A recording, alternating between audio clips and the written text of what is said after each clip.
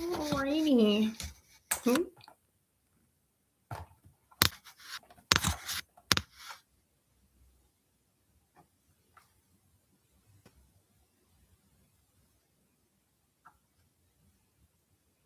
Last time it was a little bit dark. Now I'm blinded. Oh my goodness. Where is the line? How was it dark last time and now I'm like white? Wait. Okay, maybe I have to get back a bit. Get back. You know me like that. Okay. Muting my phone so that there are no disruptions. No disruptions. Okay. And it says my microphone's working. That is a fantastic. I think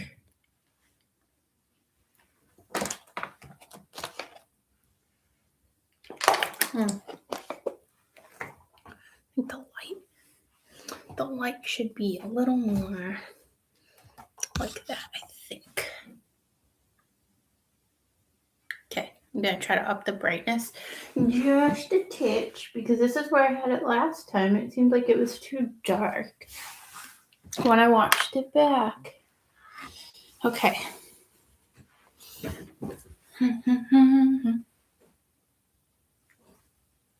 Jeez, look so white. I am very white. Cannot lie.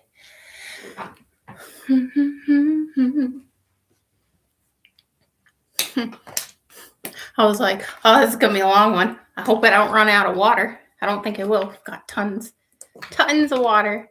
What I should be afraid of is running out of bladder space.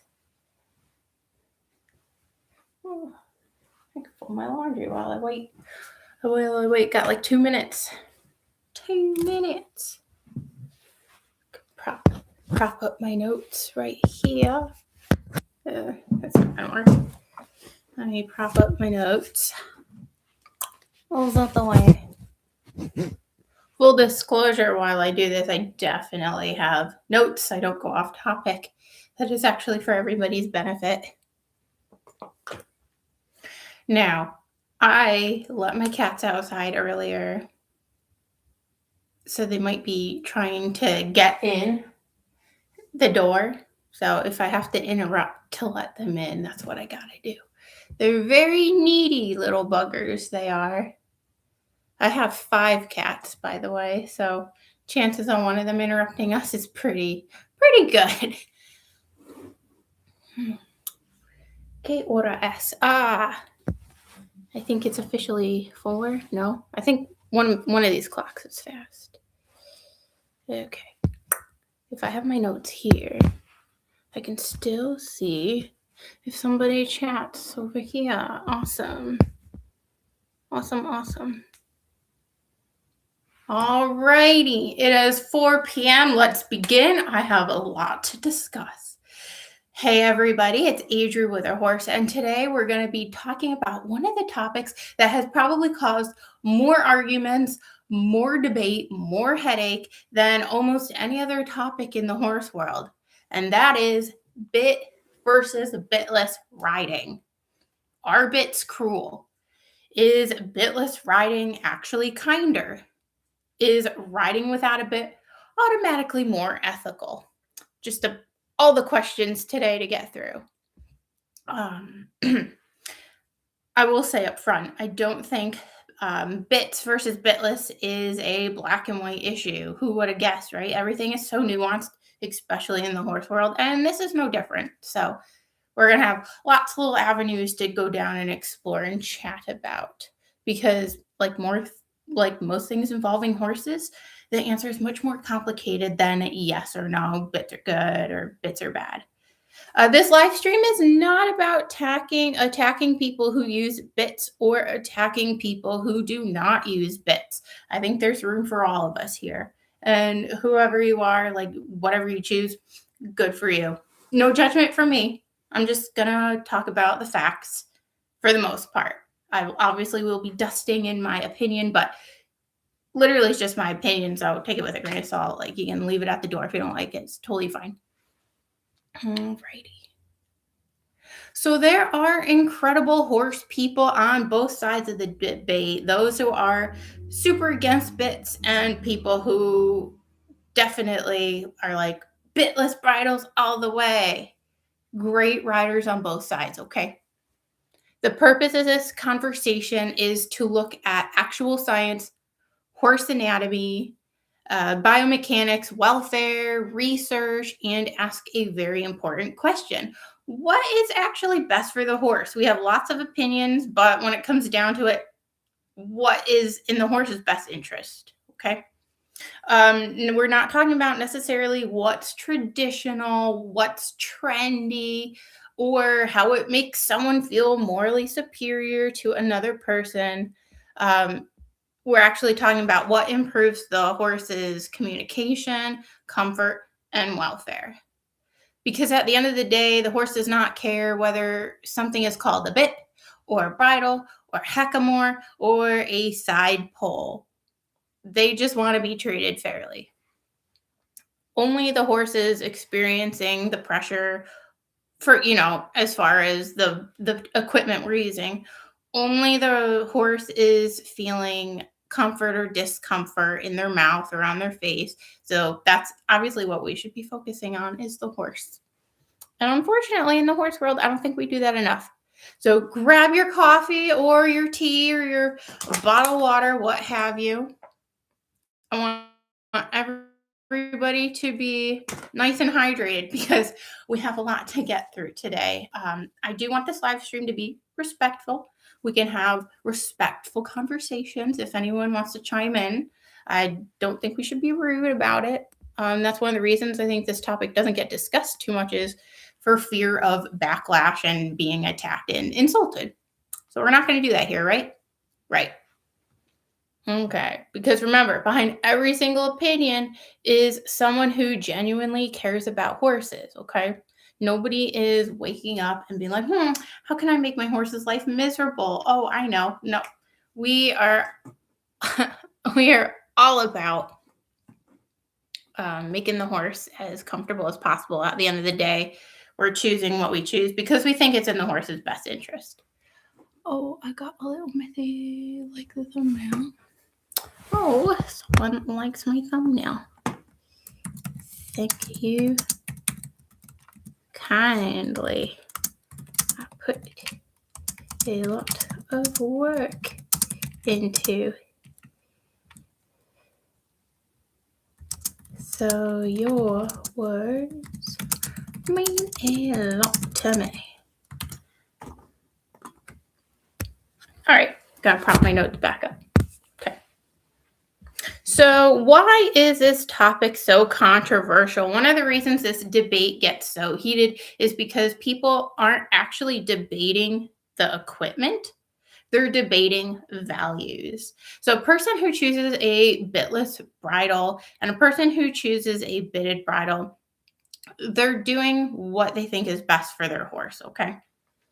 A person who rides with a bit may be coming from a place of wanting clear communication, better control. Every discipline is different. Maybe they compete and they have to train in a bit sometimes. But both people, they genuinely love their horses. That's one thing I can say. The problem is when we turn the equipment into a discussion about morality, people saying things like, good riders don't use bits. I have heard that in the past, and that's just mind blowing because there's good riders who use bits and poor riders who don't. So I don't see a correlation in that regard. Let me know if you think different.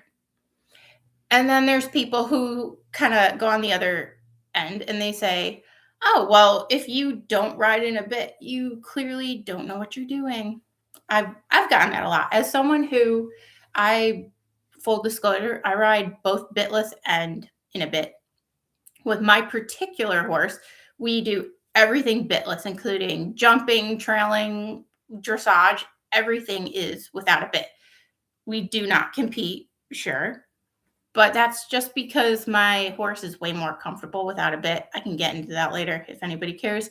But I'm not against bits either. I've tried my horse with bits and They're just not for her. Piece of equipment worth noting. It doesn't make someone a good or bad person. I think it's the rider's knowledge, feel, understanding of the horse, ability to recognize pain, and willingness to listen to the horse that matters far more than what's in their horse's mouth or what's on their horse's face. A skilled rider with gentle hands using a properly fitted bit can be a much softer rider than a harsh rider who doesn't have independent hands and is using a bitless bridle can be. So I don't think it matters so much on the equipment. I think it's how you use it that is most important. Now, sure, there's definitely bits out there that are harsh, too harsh. No matter who you are, you shouldn't be using them. And there are bits out there that are illegal. I don't remember where I saw it online or what country it was, but they had just banned bits that have, I kid you not, it looked like little spikes in the shape of X's along the horse's bit. And I got a notification that was like, oh, these bits just got banned in this country. I was like, oh my God, I would hope so. That's crazy. I've never seen anything like that in real life. For context, I'm in the United States and I've not seen anything quite like that, although we do have our fair share of harsh bits that I don't think should exist. But I suppose that's another discussion for another day. Bits that are legal that shouldn't be, in my opinion. All right. So I think it's important to talk about why this topic matters. Most horse owners are not waking up and saying, I want to cause my horse some pain and discomfort today. Or how can I hurt my horse? The vast majority of people who own horses love them, are spending thousands of dollars on their care, training, veterinary costs, making sure they're as comfy as possible.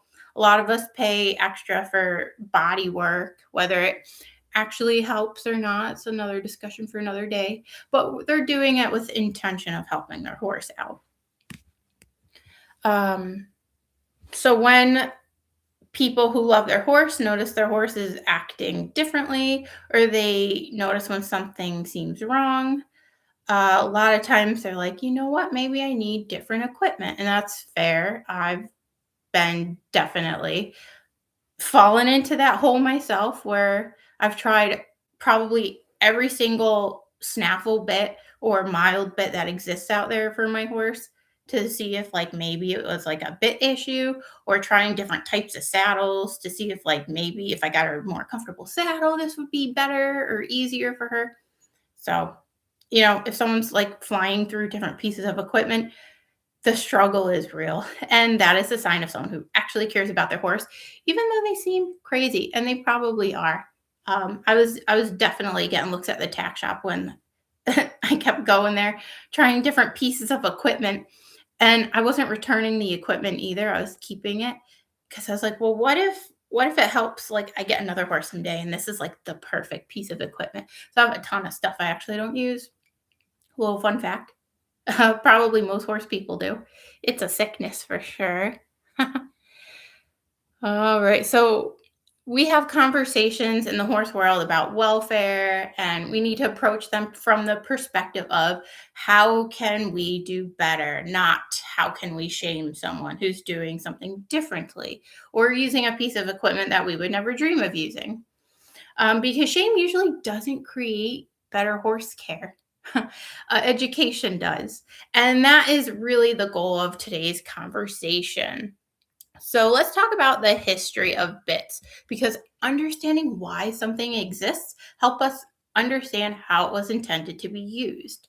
Bits are not a modern invention. You probably, if you've ever cracked a history book in your life, you'll know that there's tons of pictures and even cave paintings depicting horses with bits in their mouths. So not a new invention.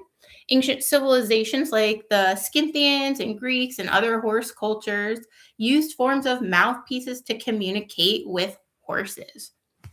They were tools. Humans needed a way to communicate with horses for transportation, welfare, warfare, not welfare, hunting, and agriculture. Remember, horses were not originally recreational buddies like they are for the vast majority of us today. I know there's cultures out there like the Amish community, and even some Mennonites out there who use horses, and farmers who still use them for plow work. That's the vast minority of people who use them for working animals. I think most people have horses in their lives today. They're just recreational, our little buddies. Even if we compete, it's still considered recreational. But for much of human history, horses were essential for survival. They pulled equipment, they were used in battle. Communication between horse and rider was extremely, extremely important. And you had to be able to communicate quickly and efficiently with your horse, making like small movements if you didn't want to make it super obvious where you were on the battlefield or what your next move was on the battlefield, things like that. So the bits were very useful because you could have a piece of communication in the horse's mouth where you didn't have to make big exaggerated movements. You could make, depending on the bit, tiny little movements with your hands, and it would communicate with the horse pretty effectively, pretty quickly what you wanted to do without necessarily broadcasting it to everybody on the battlefield. So the earliest bits were very simple. Some of them were made out of bone, wood, and as the years progressed, they started incorporating metal, which is what the vast majority of bits that are made today are made out of. So many use direct pressure designs, and over time, we developed more complex bits. So we created different mouthpieces, different cheek pieces, different leverage systems, different designs for different purposes. And this is where we get into an important point. A bit is not just one single thing. Saying bits are bad as like a blanket statement, that's kind of like saying shoes are bad. A soft leather riding boot and a high heel, they're both shoes, but they're not the same thing, and you wouldn't use them in the same circumstance. So similar idea. Um, a loose ring snaffle and a severe curve bit. They're both bits, but they both function very differently, and you would use them in completely different situations.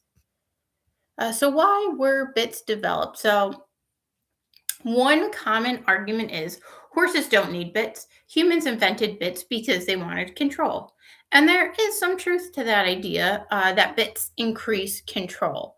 That is quite literally their purpose, after all. But control is not automatically a bad thing. Think about it. A seatbelt controls your body during a crash. A dog leash controls your dog near traffic or other dogs that might not be friendly. A steering wheel controls the vehicle. So it's not, is it a tool that creates control? Because that's not necessarily a bad thing, as I've just demonstrated. The question is, how is that tool being used? A bit can provide communication. For example, a rider can use a very small rein movement to communicate with the horse. For example, with my horse, when I did ride her in a bit, when I was still trying different bits with her, I wouldn't ever just take the reins and pull back really hard to get her to stop. I could literally just do the small little half halt, like to show you with my hand. Like, obviously the rein is in your palm between your fingers. I could just move my little finger like that, and she would feel that with a snaffle bit, and that would get her to slow down. So it's a very effective tool for communication. Um, and I could use half halts, like kind of like Morse code is pretty cool. I would do 3 half halts would mean stop, 2 would be slow down. To turn, obviously, I wouldn't use half halts for turning, but I could use just a tiny bit of pressure back, like pulling my elbow back just a little bit, and my horse, and like obviously using my outside leg to like push her, and she would know that we were turning. So it was very good for communicating with my horse. The reason I ended up ditching bits with my horse is taking the bit out of her mouth. I don't know what has gone on, but she tenses her mouth, and she doesn't like open it nicely, and the bit would like get stuck in her mouth almost. And she'd throw her head, and the reins would go all over the place, and she might like step on the reins or get her foot stuck in it. And it would happen with bits that were jointed and bits that were straight. And she rode beautifully in them. She accepted the bit. It was just taking the bit out of her mouth. And I had the equine dentist look at her and the regular equine vet, and they couldn't find anything wrong with her mouth. And I took a video and sent it to them, and they said that she tensed up in her, what are they called, masticator muscles.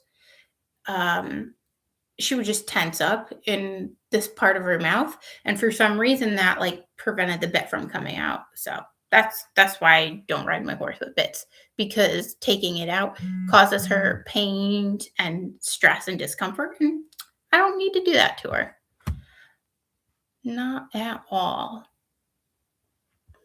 A rider hanging on the reins and pulling constantly or using excessive force can create discomfort and pain.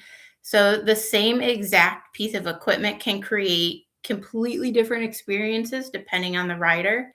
So, whoever's riding the horse has a huge impact on how comfortable that horse is.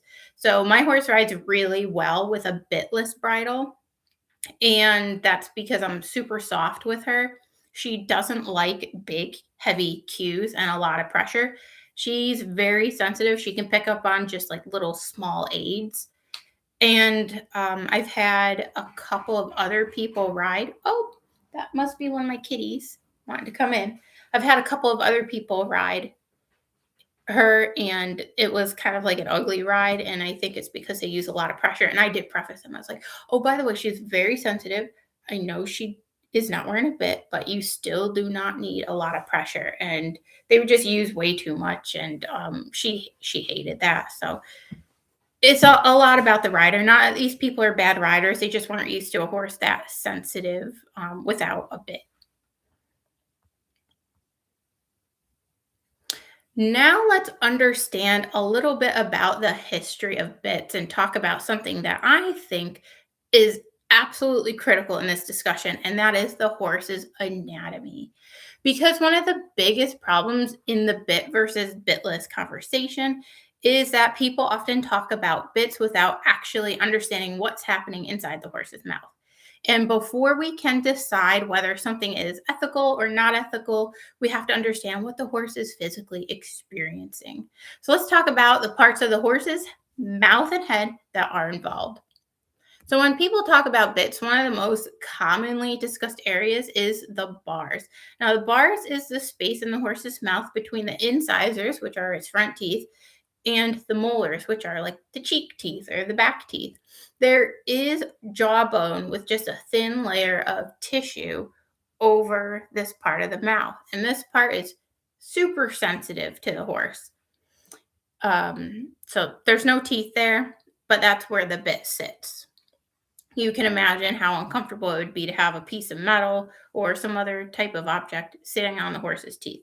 So bits are formulated and designed to sit in this bar and blank space in the horse's mouth. So, why is this a sensitive area in the horse's mouth? Well, think about it. Horses are animals of prey, meaning they're basically at the bottom of the food chain and they have bunches of predators that try to eat them. So, they have to be very sensitive animals so that they can survive, essentially. Horses, they're constantly feeling things. They pick up grass, they sort through food, they're exploring objects, and they're doing this all with their lips and mouth. So the idea that the horse's mouth is insensitive is simply incorrect. I think very few people hold this viewpoint now, but when I was growing up, I was always told that bits were okay because the horses don't have a lot of feeling in their mouth, and that turned out to be super untrue.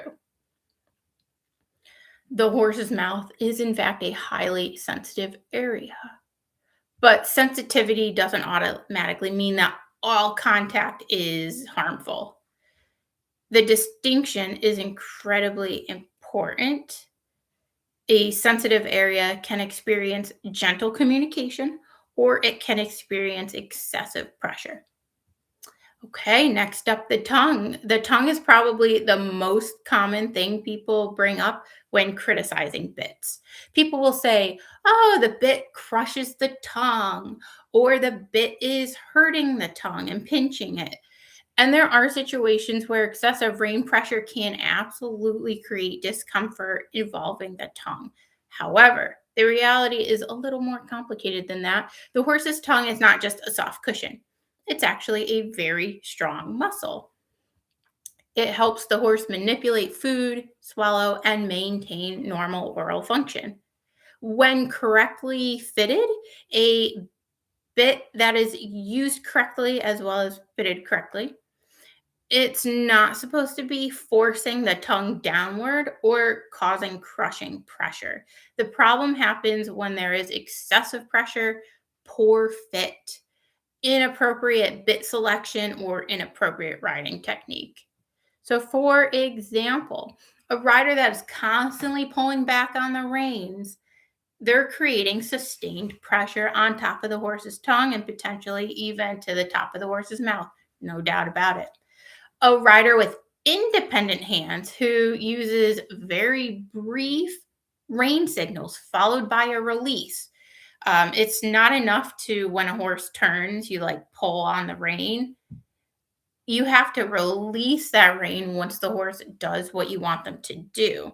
That's called negative reinforcement, when you take away something that's not unpleasant, but kind of like your seatbelt signal in your car. Like if you don't put your seatbelt on, and it's like ding, ding, ding. So you finally click it in, and then the dinging goes away. So with horses, we're using the same idea. You take away or cease the negative pressure or stimulant when they do the right thing. So negative reinforcement. Um, excuse me. I'm just gonna go check. I keep hearing a scratching. I think that's my cat. Is there a kitty out here? Oh, I think they went away. They went away because I didn't answer immediately. How rude of me.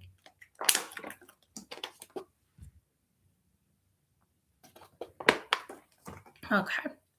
So because a rider who's using independent hands and is very soft with a horse, those two examples, like the harsh rider and the very forgiving, soft handed rider, that is why researchers often focus not just on the equipment, but on the interaction between the horse, rider, and equipment. Another area to talk about when discussing whether bits are ethical or not is the palate. Now, the palate is the top of the horse's mouth, and that can definitely cause them pain if there's a bit poking up at the palate. A poorly designed, poorly fitted bit or used incorrectly absolutely causes horses pain, no doubt about it. That's been shown in many studies where people who use certain types of bits or just bits in general, their horses' mouths are explored after the fact and they're looking for soreness, bruising, sensitivity to the touch, that kind of thing. And they found a lot of that on the palate of the horse's mouth.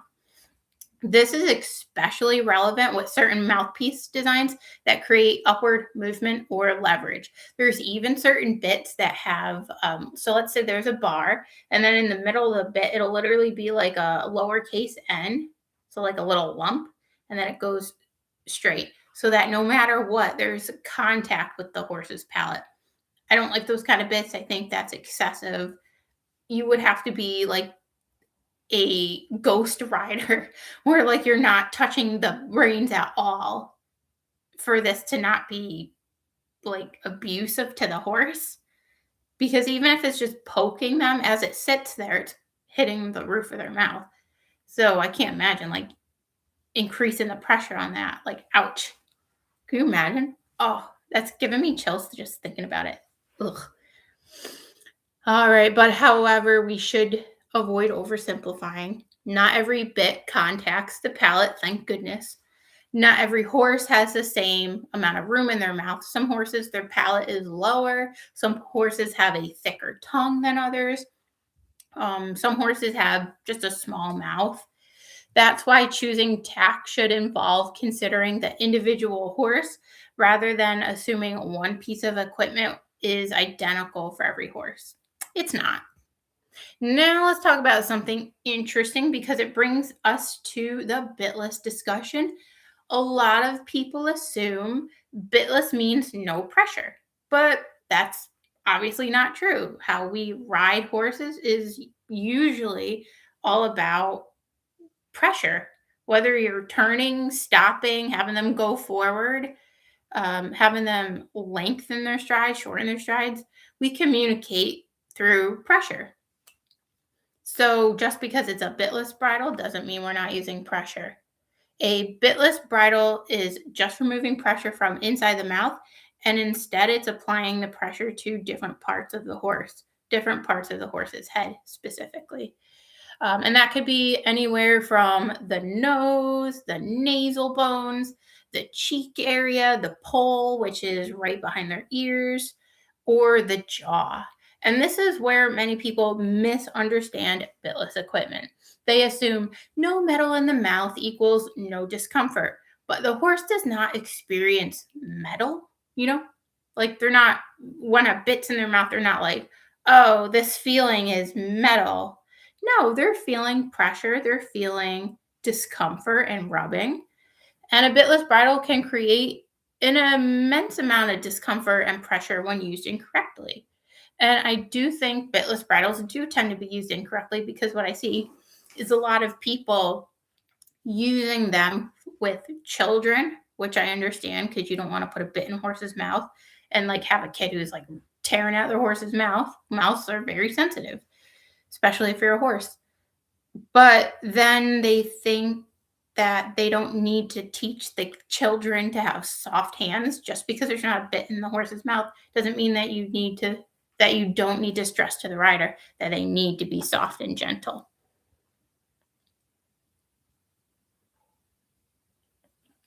All right, let's talk about curb chains and leverage bits. Boo. I'm not going to be uh I'm going to be super clear about this one. I don't like either, personally. Although I have a couple of people that I admire their riding skills at the barn, and they have excellent horses, and they use this equipment. They're way more skilled than I am, but I'm still like, I don't love it. Don't love it. So the chin groove is the area underneath the horse's jaw where the curb chain or strap sits. So if I was a horse, you know how they have like a kind of like a chin that comes down a little bit further than the average human's chin? The curb chain goes right behind that area there.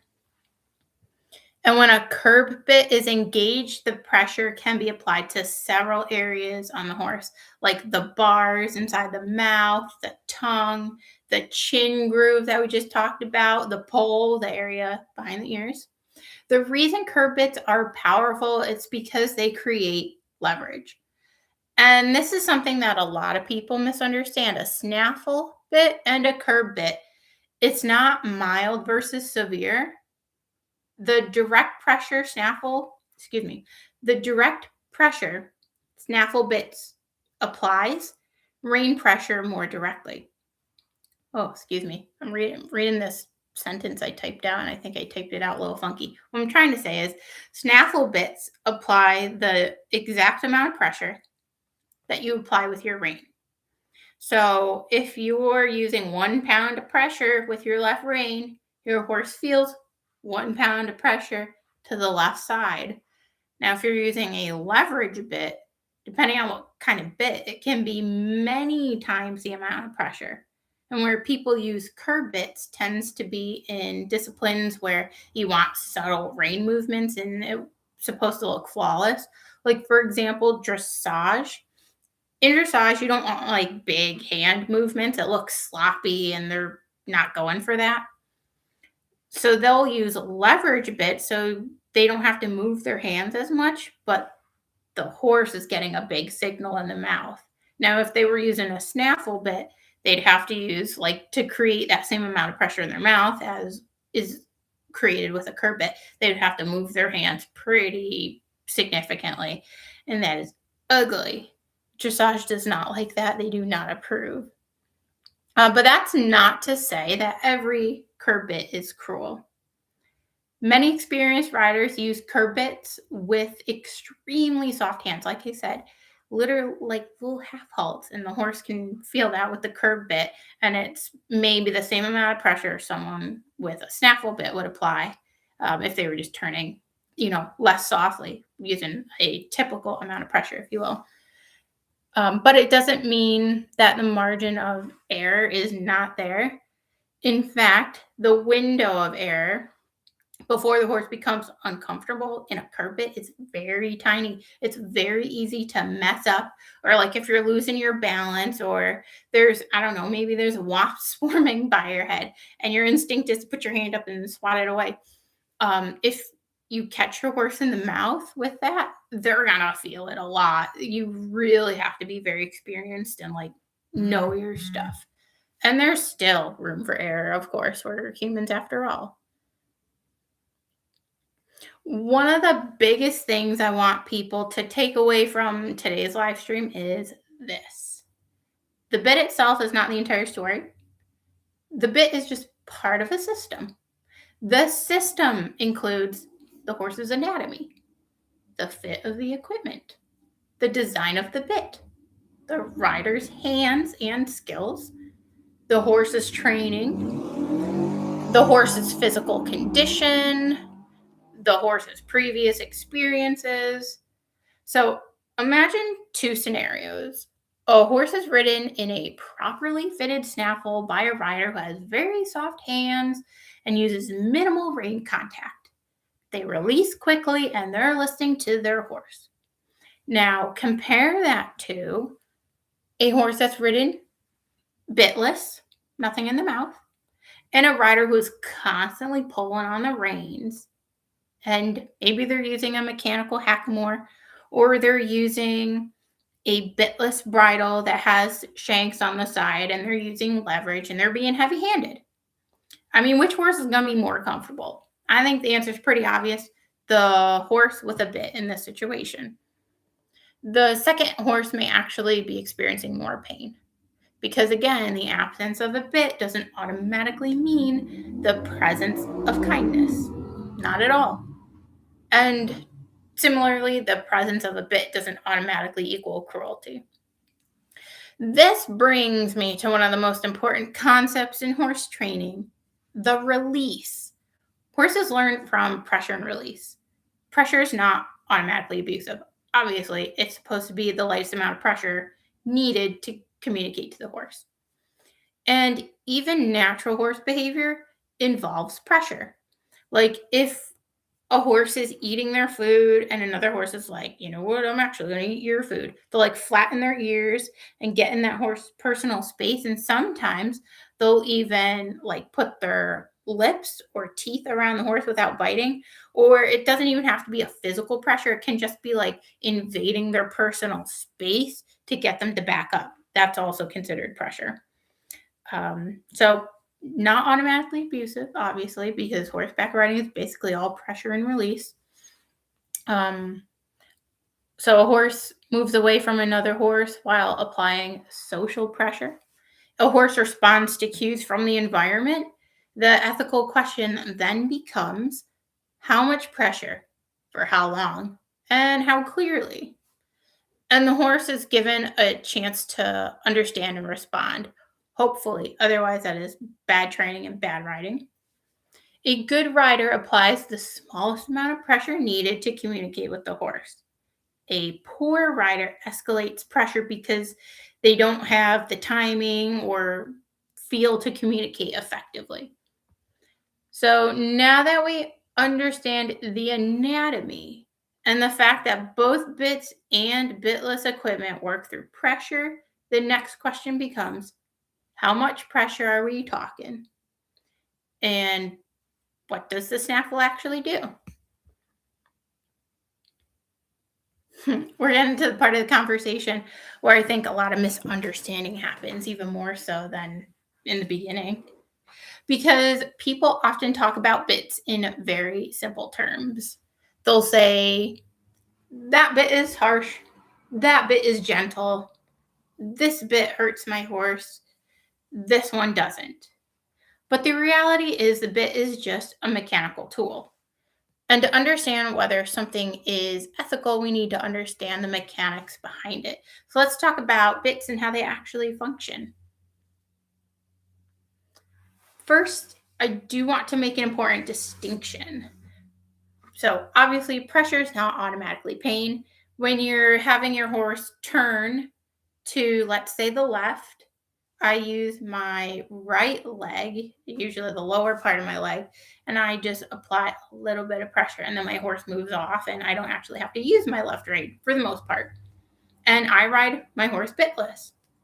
So that was not painful for her. That was just a soft cue telling her to move over or turning. And people confusing inflicting pressure on a horse as inflicting pain, thinking that those two are the same things is a big confusion. So horses are feeling pressure all the time. When we put a saddle on the horse, that is pressure on the horse's back. When a rider sits on a horse, there's added pressure. When a horse, even just something simple as wearing a halter, they're feeling pressure. When a horse responds to a leg cue, they feel the pressure. The question isn't, is there pressure? The question is, what kind of pressure is being applied? How clearly is the pressure being applied? And how long does it last? And once the horse responds in the way you like, does the pressure go away? Is there a release in the pressure? A communication system between horse and rider requires some kind of signal. We communicate with words, they communicate with body language and vocalizations that we can't interpret the same way we interpret words. So the goal of horsemanship that is considered good horsemanship, it's not to eliminate all pressure. That's not the goal. The goal is to minimize unnecessary pressure and make communication clear. Let's talk about one of the most commonly used bits out there, that is the snaffle.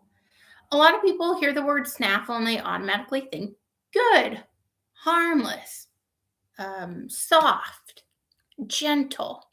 But technically, a snaffle describes the type of action, not necessarily the level of kindness.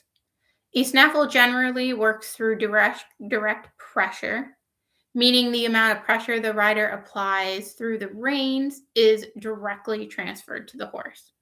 So a small movement of the rider's hands equals a small movement of the bit. There is no traditional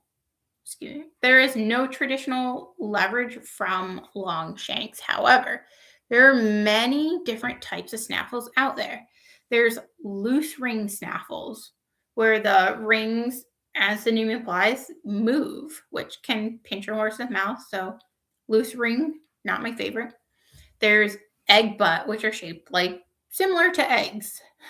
not totally similar to eggs, but they're rounded a little bit, but not complete circles like the loose rings. There's D-ring snaffles, French link snaffles, mullen mouth snaffles, single jointed snaffles. There's just snaffles here, snaffles everywhere, all kinds of snaffles. And they don't all feel the same in the horse's mouth. So a single jointed snaffle is going to feel different than a snaffle that has two joints. A double jointed snaffle tends to feel kinder, less harsh in the horse's mouth, because instead of one pinpoint of pressure in the horse's mouth, usually like in the middle, like let's say you have a single jointed bit and it like touches the palate of the horse's mouth, instead of it all being concentrated into one spot, if you have the two, it kind of breaks up the pressure into two spots and spreads it a little more evenly. So it's considered a kinder, more gentle bit. A thicker mouthpiece, for the same reason, feels different in a horse's mouth than a thin mouthpiece. Just because it's like there's some that are really, really thick. I have one that's pretty thick, and this is a very, very gentle bit for most horses because it's nice and thick. The pressure is applied over a larger space in the horse's mouth so that's not concentrated to like a pinpoint or a small area so that the pressure isn't concentrated. So thinner bits actually are more harsh than the thicker bits, which you might be surprised to hear because the thin bits, because they're smaller, you're like, oh, smaller, maybe they're softer, more gentle. I used to think that anyway, until I found out how bits work and the mechanics behind it and all about pressure distribution. So the bigger a bit, actually, the softer it is. Kind of interesting to learn. So when people say I ride in a snaffle, that doesn't really tell me very much. I would need to know, like what type it is, how is it fitting in your horse's mouth, how is it being used. That gives me way more information on your horse's comfort than, oh, you're riding your horse in a snaffle, so I'm sure they're happy and easygoing when you ride. One argument you often hear against snaffle bits, I know you might be like, there's people against snaffle bits. Well, as you can probably guess, it's the people who are against bits in general. But their arguments are that snaffles work like a nutcracker and they pinch the horse's mouth. That's a very common claim online. But like many things in the horse world, the reality is way more nuanced. A single jointed snaffle does create pressure as it rotates. The exact effect depends on a few different things like the bit design, the shape of the horse's mouth, the rein tension, the rider's hands, the amount of contact. It's not accurate to say that every snaffle automatically folds and crushes the horse's mouth every time the rein moves. However, it's also inaccurate to pretend that bits, snaffle bits can't cause any discomfort. They absolutely can. A poorly fitted or poorly used bit absolutely creates problems. The important point is we need to evaluate the actual use, not just the label. Like, oh, it's a snaffle. Good to go. No, there's way more to it than that. Someone just texted me. Who's texted me? I thought I silenced my phone. I guess I didn't. Oh, no, I silenced it. How was it vibrating? Oh, I didn't turn my vibration on my phone down. Uh-oh. Okay, I just did it. Sorry. Pardon me. This is somebody who my captions on my Netflix account are stuck on because I can't figure out how to shut them off permanently. I can shut them off like temporarily, but then they pop back on. So I don't know. So pardon me. I didn't realize I didn't have my phone turned off of vibrate. So now let's talk about curb bits a little more because this is where the conversation gets complicated and juicy. So a curb bit obviously is using leverage. Leverage is a mechanical advantage. Basically, leverage allows the rider to create a greater effect with less hand movement. A curb bit typically involves obviously a mouthpiece, a shank, and some kind of curb chain or curb strap. When the rider takes contact, the bit rotates. And the rotation can create pressure on a couple different areas. So obviously the bars in the horse's mouth, the tongue, the chin groove, even the poll. The longer the shank, the greater the potential leverage. So I've seen some shanks that are like down to here. And I'm like, whoa, the amount of precision and skill you would have to have when you ride this horse for it not to hurt the horse is just. And yeah, I see all kinds of people riding horses in curbs with crazy leverage. So they do make some that are quite short and the leverage is minimal, but there's a lot of them, it's pretty substantial. I'm like, I don't know. I feel like you should have to special order those and like fill out a questionnaire and um, do a little interview with someone before they sell this to you. I don't know. But it's very important to note the existence of leverage doesn't automatically mean cruelty. Leverage can be used responsibly. Many highly skilled riders use curb bits with extremely subtle communication. The problem is that the leverage also increases the consequences of mistakes. And we're all human, we all make mistakes. I would never trust myself to ride with a shank, so I'm a little biased. So, a rider with poor timing, heavy hands, or constant pulling on the horse, they're going to be creating a lot more discomfort in the horse. So, that's why I don't think they should just sell these bits to anybody. Something else I want to address is this idea that if a horse is strong, you need a stronger bit. Sometimes people do choose stronger equipment because they feel like they need more control. So my horse, when I first got her, was not trained at all, and she was very, very nervous, and she would spook and like bolt. Like the amount of gallops I've gone on this horse unintentionally. And I've had a lot of people be like, "Oh, well, you need a stronger bit," because it was back when I was trying bits on her, or I needed like harsher equipment and stuff like that. And these are trainers who are, older than me. They're way more experienced than me. And I remember there's a couple times where I was like, maybe I should try something stronger. But what I actually realized with my horse, I was like, she's very sensitive. She did so much better when I actually stepped back and used less pressure. She's way more responsive bitless than with a bit. And when I use heavy leg aids and like really exaggerate my seat, like she doesn't enjoy that. She likes subtle, soft cues. So I'm very happy I didn't go that route. I thought about it for a second, like maybe I do need a harsher bit. Like it would still be a snaffle, but like maybe I'd use something a little less gentle. Maybe that would help. But you know what? That would have been a disaster. I'm so glad I didn't go down that route. But so basically, my point is just because a horse is strong doesn't mean that they need stronger equipment. A stronger equipment is not going to fix a training issue, which is basically what my horse had. She was inexperienced and untrained. So, I put time into training her instead of putting a harsher bit or using like a riding crop.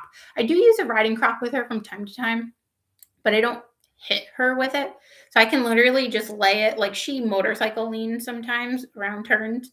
And if I just put the flap of the crop on her shoulder and just like press a little bit, she'll like be like, "Whoa," and straighten right up. I don't have to do that so much anymore. But instead of being like, "Oh, you get a crop and hit your horse," like I don't do that. But just because she was like a stronger horse, stronger equipment would have made the situation worse. Oh yeah, I can't imagine. I'd probably have a broken spine if I tried to use spurs on her or something like that. Now, sometimes a stronger bit is simply suppressing behavior without addressing the cause. For example, a horse that is rushing may not need a stronger bit. They might need better transitions, a better balanced rider, muscle relaxation. Some horses are just like very tense, and if you add harsher equipment, you're just going to make them more tense. But encouraging them to relax, that can be beneficial. Maybe they need a physical evaluation or a pain assessment or just a better rider, honestly, not gonna lie. A stronger tool can sometimes just hide the problem rather than solve it or even make it worse. Now let's talk about actual research. One area researchers have studied is rein tension. Ooh, researchers have used rein tension gauges, so actual like pressure things that they clip to the reins, and it tells them how many pounds of pressure are being applied to the left or the right rein. And they've used those gauges. And what they came up with and discovered was that, surprise, surprise, rein tension varies drastically from rider to rider, regardless of the bit. So, two riders on the same horse with the same equipment can create completely different experiences. Some riders naturally maintain a higher tension in the rein, and other riders are much lighter and have more slack. This reinforces something we've talked about earlier. The rider is a huge part of the equation. The equipment doesn't act independently, the rider creates the interaction. One of the biggest mistakes humans make is assuming if the horse isn't fighting me, the horse must be comfortable. But horses do not always express discomfort through dramatic reactions. A horse doesn't have to buck, rear, or bolt to communicate something is wrong. Sometimes discomfort appears as something subtle. Researchers that studied ridden horse pain, they identified behaviors that indicate discomfort, including tail swishing, like not at flies, but like just repeated tail swishing, tension throughout the body, repeated changes in head position. If you've ever been on a horse where they like pull their head down and then their head's up high in the sky, and you have to like quickly shorten your reins, and then the horse is like just moving their head all the time. That's a sign that your horse is in some kind of either pain or discomfort while you're riding them. They saw that, irregular contact, because like I said, changing the head position. Horses that are frequently opening their mouths, horses that are moving their tongue, horses that are moving their ears, like a lot, more than you would expect. Reluctance to move forward. I'm so sorry. I think one of my cats is demanding to be let in. Who is it? Oh, it's the Whiskers. She's my special needs kitty. Hi, baby. Do you want me? She has trouble with her back feet. You want to pick you up? Here you go. You can sit on my bed. Good girl.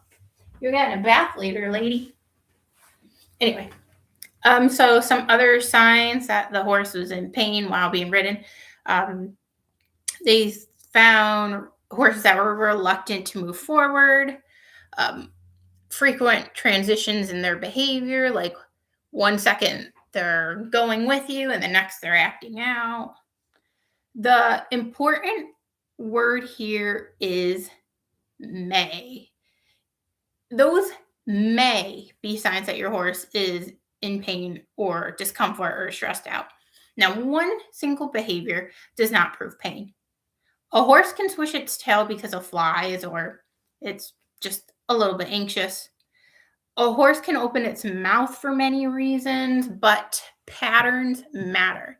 When multiple signs appear together, that's when we need to pay attention. So not just like your horse swishing its tail or being reluctant to move forward, but when a bunch of these signs kind of start to coincide, then we're like, we need to take a look at this. And don't just assume that you need like to whack your horse to get them to move forward, or you need stronger equipment, or they're just being stubborn. Like, give your horse the benefit of the doubt. They might actually have an issue. They might need pain relief, or maybe they have a medical underlying issue that needs to be addressed. Who knows? One of the most influential pieces of research come from Dr. Sue Dyson and colleagues who developed the Ridden Horse Pain Ethogram. The purpose was to identify observable, because horses, they're not always like forthright when they're in pain, but they made basically a system that identifies observable behaviors in ridden horses that may indicate musculoskeletal pain. So they looked at behaviors like resistance during ridden work, gait abnormalities, head position changes, reluctance to engage, and behavioral conflict.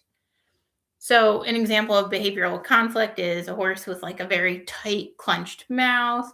Maybe the muscles on their face are look larger because they're tensing and flexing them, or they have their ears pinned back. Those are considered conflict behaviors. The major takeaway was not every horse showing a behavior that is not favorable is in pain. The takeaway was horses communicate primarily through behavior, sometimes vocalizations, and we need to become better at listening. That was the takeaway.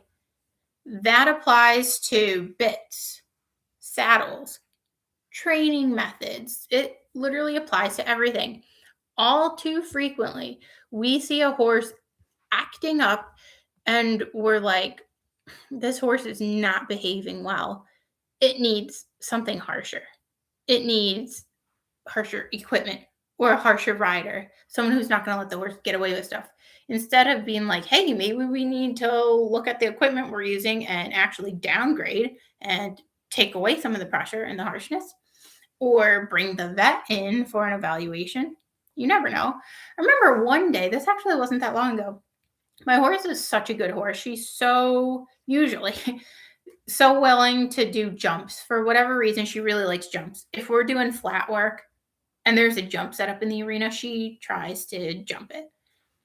But one day she wasn't into it. She was very reluctant to jump.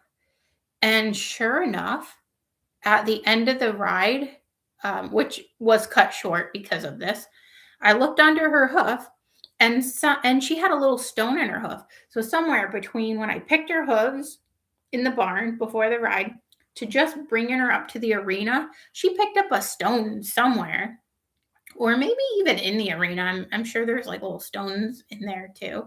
But somewhere she picked up a stone and it was causing her pain. Now imagine if I was like ignoring that and just like started kicking the heck out of her, or like pulling at her face, or like, I don't know, the things people do to get horses to do things they want them to do. That would have been so unfair to my horse. I'm so glad I'm one of those people call a pushover, or like not assertive, not aggressive enough. I let my horse walk all over me. I'm actually glad I'm that kind of rider, because I would never want to cause my horse to be stressed out or in pain, or trying to do something just to please me, or because she's scared. Poor girl. So that just goes to show, if your horse is acting up or something seems like wrong, take a look at it. Could be something, like I could have been like, oh, I just picked her feet. Like, I'm sure her feet don't hurt her. I was like, you know what? Maybe it's her feet. And it was. She had a big old stone. Well, it wasn't huge, but it was enough where I'm like, yes, that would explain it. Sorry, girl. Now we're getting into probably the part of the discussion that creates the most emotion. Do bits hurt horses? And I want to start by saying something important. The answer is not a simple yes or no. With horses, it's never a simple answer. There's going to be like parts A, B, and C, and even underneath that, sub 1, 2, 3. It's complicated. If someone asks, can a bit cause pain? Absolutely. The answer is yes, definitely. A bit is capable of causing discomfort, injury, pain when used incorrectly, when it doesn't fit properly, or if they're using excessive force. But if someone asks, does a horse wearing a bit experience pain every time, or does every horse wearing a bit experience pain? The answer is much more complicated. And this is where we have two separate ideas that are very different. A tool having the ability to cause harm does not mean every tool is harmful. A saddle can cause pain if it's fitted poorly. A girth can cause rubs. A halter can cause injury if misused. A whip can be abused, and frequently are. A bit is no different. The ethical question is, how is it being used? One of the biggest concerns people raise about bits is oral injury. And this is not something we should dismiss. This is a point to be made. They can cause oral injury. And the mouth is one of the most sensitive parts in a horse's body, on a horse's body. So if someone's concerned that the horse could be in pain because we have metal in his mouth, that's a valid complaint, 100%. There are all kinds of injuries that can happen as a direct result of a bit being in the horse's mouth, and it's either like a poorly fitted bit, too harsh, or it's being misused. Now, those injuries are usually things like cuts or abrasions on the bars, sores, bruises, potentially even bleeding, damage to oral tissues, and pressure-related injuries. And when we see evidence of injuries, we have to take that seriously. A horse cannot verbally tell us, my mouth hurts because of my bit. So we have to pay attention to physical evidence. However, this is where context matters. The presence of oral lesions does not prove that every bit is inherently cruel. It tells us that some equipment choices may pose a risk to your horse. Some riding practices create risk. Some horses are more vulnerable than others. Some riders apply too much pressure. The goal should be reducing those risks, not just saying, oh, bits are bad, get rid of them. Because they can be very important. They can be an awesome tool for riding horses. And many horses prefer bits, I will say. I've seen horses where, because people see me riding in a bitless bridle all the time, and that's somewhat of a novelty in my area. I'm on the East Coast. I think out west there's way more bitless riding.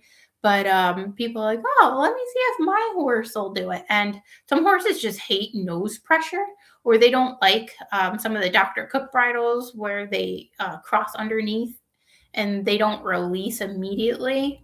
Like when you release the rein, some of them, like it's a delayed release, or some horses hate pressure on their pole. So I've definitely been like, oh, I'm sorry, I did not mean to influence you to do something for your horse that your horse hates. But I mean, worth a try, I guess. So one of the biggest factors researchers have looked at is rein tension. Like I said, they're literally measuring how much pressure riders are using.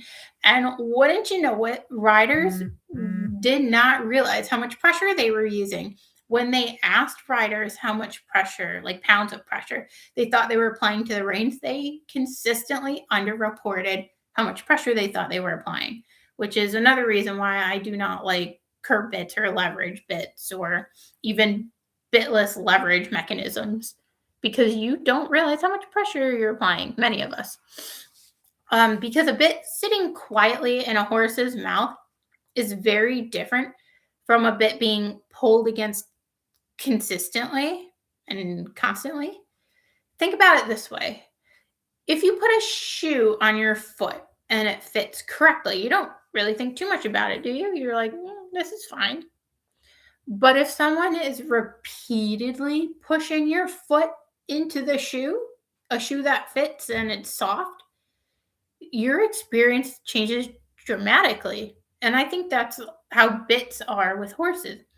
If you have a bit in a horse's mouth and it fits correctly and it's just sitting there, okay, fine. But if they're constantly being like pressured and pulled and yanked in their mouth, that's going to become uncomfortable real fast. So the equipment is the same. The force applied is different. The same concept, it applies to basically anything. If you have a glove that fits, fine. If someone's forcing your hand into the glove and like you're going to be like, ow, please, let's be gentle, So the same concept applies to bits. Now, a rider who has independent hands, follows the horse's movement, uses momentary rein aids and releases when appropriate, they're creating a very different experience for the horse compared to someone who's pulling and yanking constantly. And we all know people who do that. And a lot of us used to do that when we were first starting out. Now, I want to spend some time discussing the arguments from people who believe bits are unethical. And I want to present these arguments fairly because many people who choose bitless when they're riding their horses, they're doing so because they genuinely care about their horse. So, what are their concerns? Argument number one: the mouth is too sensitive for a piece of metal. And of all the arguments, I think this one they make makes the most amount of sense. You're like, yeah, like metal in a horse's mouth. We just talked and established how sensitive their mouths are. That makes sense to me.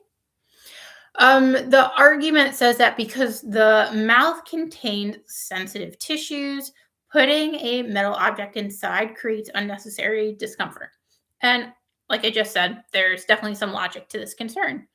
The horse's mouth is sensitive. The bars are not covered by thick protective tissue. It's very thin.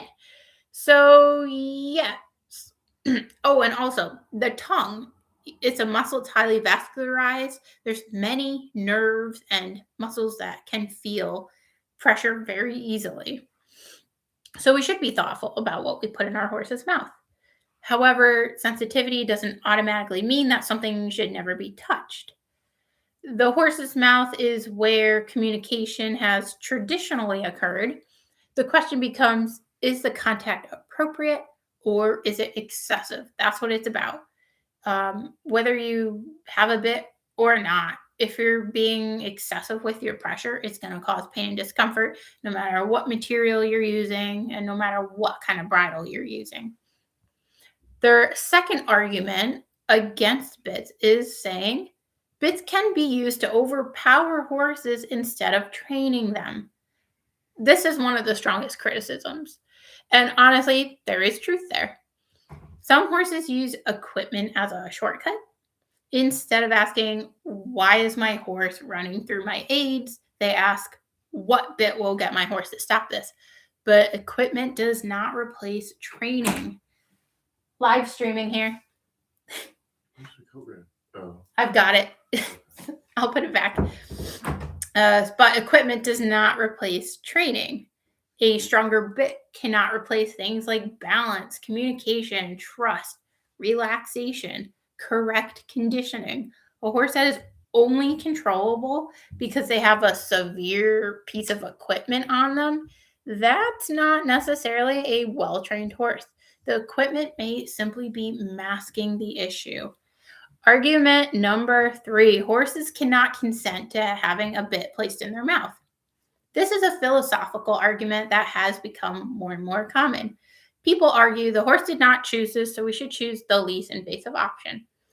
That's an interesting ethical question because humans make many decisions for animals. We choose their diet, their living arrangements, their medical care, their training. The ethical question is whether the horse, the ethical question is not whether the horse has made every decision, because obviously they can't. They're animals. We've domesticated them and taken them under our care and totally rely on us, so they cannot make most decisions. Now, I do think horses can and should make the decision and have some say on whether they're ridden that day or not. I have a horse who lets me know when she's not feeling it, and I don't ever make her.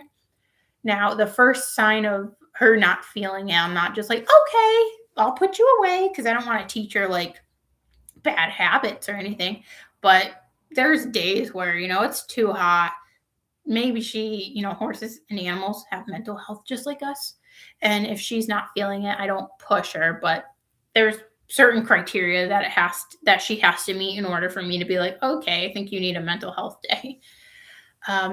So it's not that they're not making every single decision because they can't.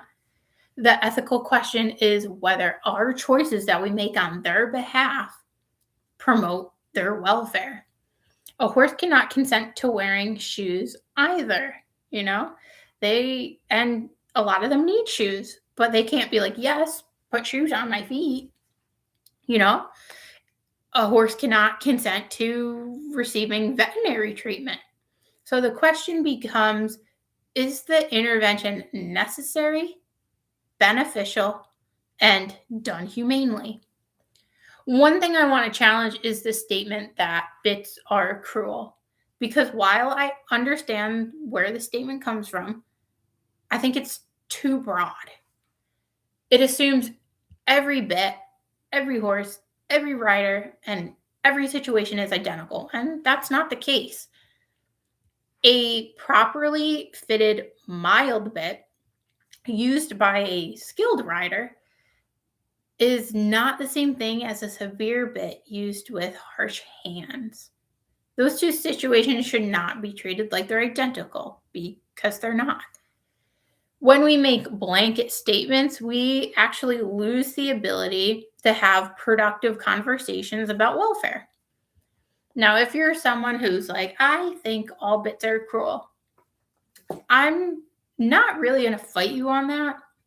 I think if that's your prerogative, that's fine. I'm not going to fight people who care about horses. I would rather spend my time and energy on people who don't care about horses. Like if there's someone who says bits are cruel, I'm not going to be like, you're wrong, blah, blah, blah. But if there's someone who thinks that those bits with like the barbs on them are ethical, I'll fight that person because that person clearly doesn't give a hoot about horses. So if you think bits are cruel, I 100% understand where you're coming from. I understand why you think that. Many times you're actually right. There's bits out there that should not exist. It's pretty disgusting. Many bits are cruel. Another question people ask is, if bits hurt, why are horses accepting them then? That's a really important question. I think it has a very complicated answer. Horses are adaptable animals. They learn routines, they learn associations, they learn what is expected of them and what to expect. A horse standing quietly while being bridled doesn't automatically prove that that horse loves the bit or doesn't feel any pain or stress while it's being bridled. But it also doesn't automatically prove that the horse is suffering either. Behavior needs context. For example, a horse standing quietly because they are comfortable, you don't know for sure, but let's say a horse might be standing because it's comfortable. A horse may also stand quietly because they have learned that resisting doesn't change the outcome. And they're participating in what's called learned helplessness, where you're just like, oh, like you don't enjoy what's happening, but you know that fighting doesn't do anything. And ultimately it's the easier option just to like go along to get along. Learned helplessness. Not an exact definition, but like a loose definition, just so you have a basic idea of what I'm talking about. So that's why the entire picture matters. You have to look at, how is the horse moving? How is the horse responding? Does the horse show any signs of tension? Does the horse willingly engage? Does the horse appear relaxed? Like that time, my horse wasn't, she loves jumping and she didn't want to jump that day. She wasn't willingly engaging, and sure enough, I found a stone in her hoof. So where are we at right now? We know bits can cause discomfort and injury. Poor fitting and poor riding increase risk. Excessive rein pressure is a major concern. Not every horse wearing a bit is suffering. Not every horse not wearing a bit isn't suffering. Equipment alone doesn't determine welfare. That's what I'm trying to say. The conversation cannot stop at bit equals bad, because the next question has to be compared to what?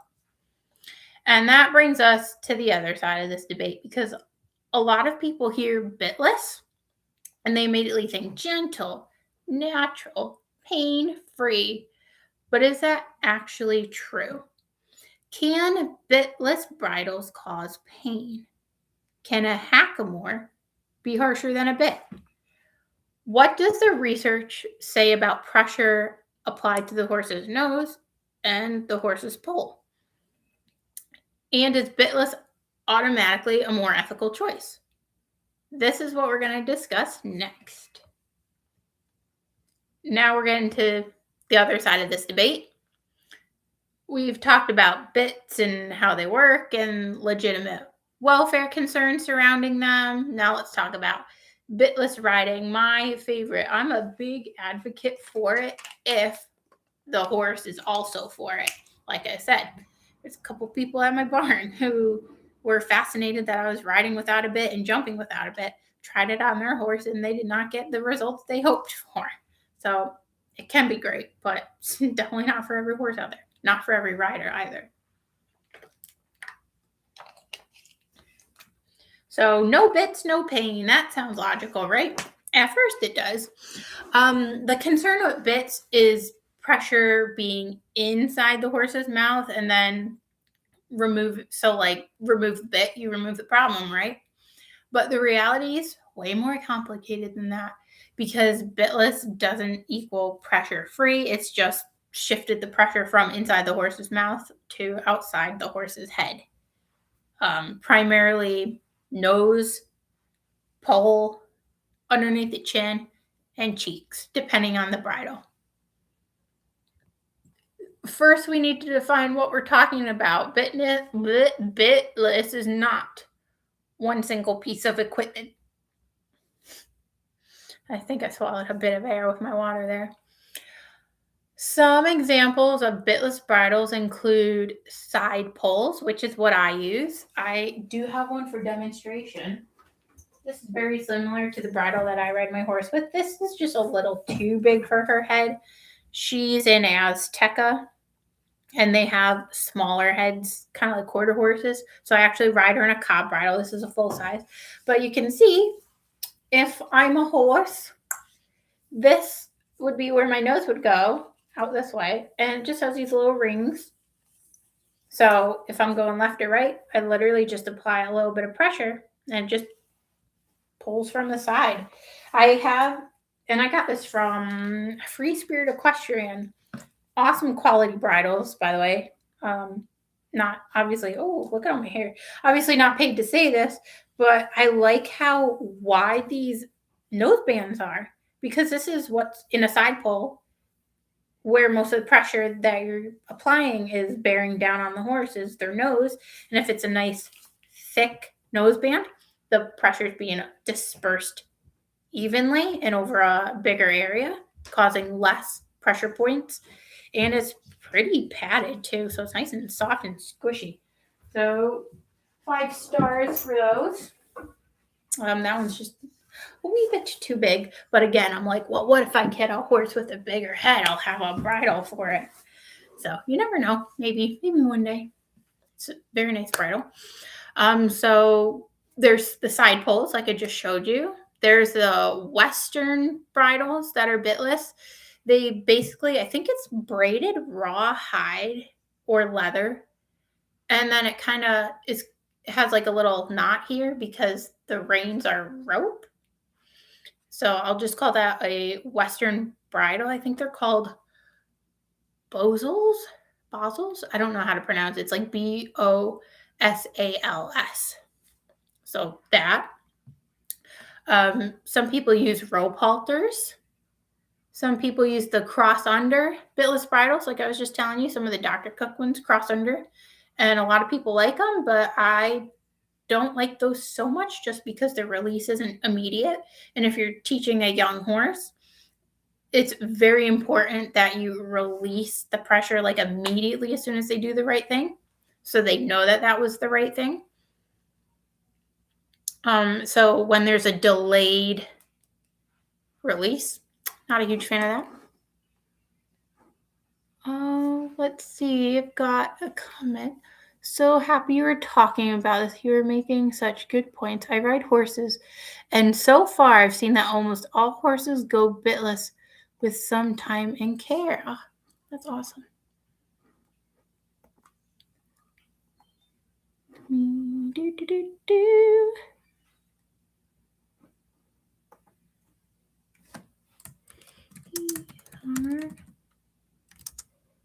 Happy to have you.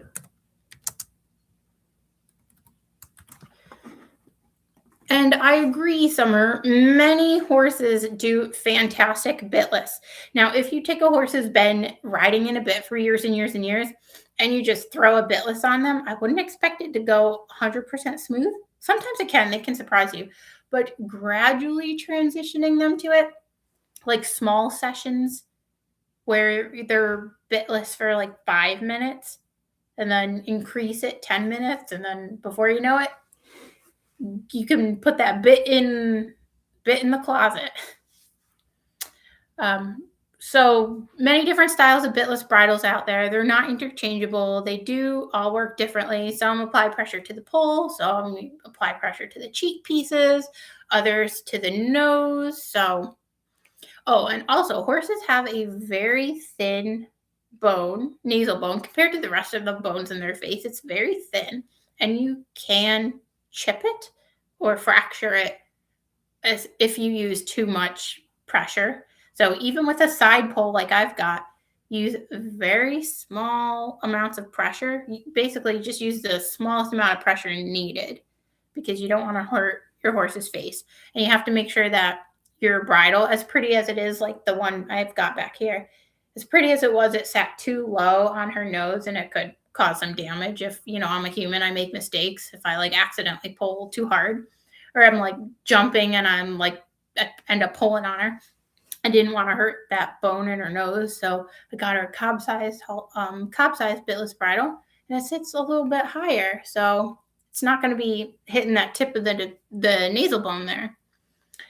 So what I'm saying is, when someone says, I ride bitless, that's not telling me a terrible lot about the situation you've got going on. I would say, just like if someone says I ride with a bit, it's like, okay, well, what kind of bit? Similar with the bitless bridle, like what kind? Does it have leverage? Is your horse willing and relaxed? Are you good with pressure and release? Are you soft? So the rider really matters, even more than the bit.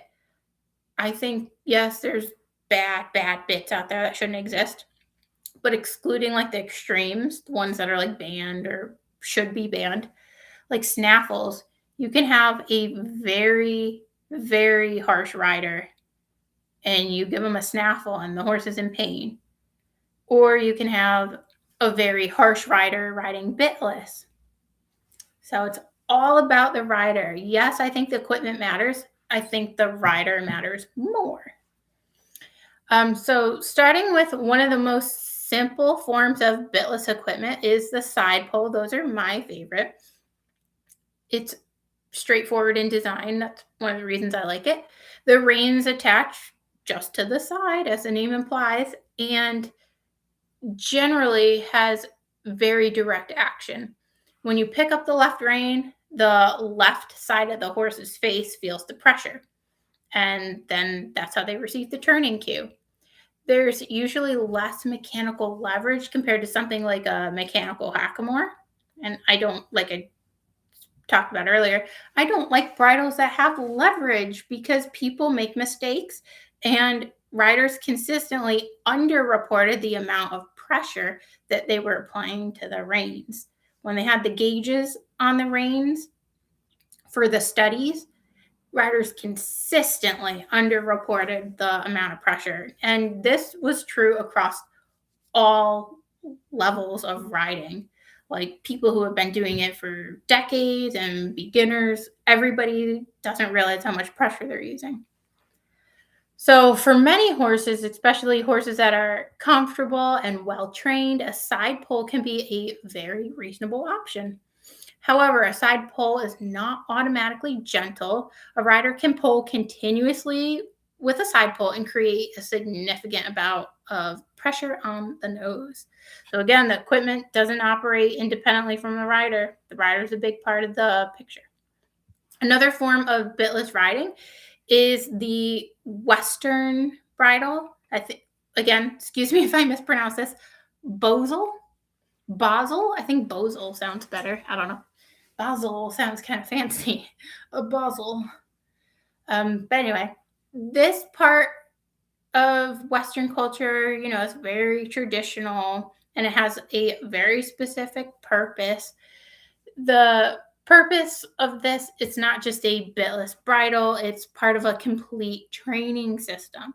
So horses learn to respond to subtle cues through the mechanics of the bozel, the rider's body, and training. A well-trained horse ridden by someone skilled in this system may respond very well to light signals, but a bozel in the hands of someone who does not understand it can create discomfort. This is a pattern you will see throughout this entire discussion. A tool that is designed for subtle communication can become harsh when in the wrong hands.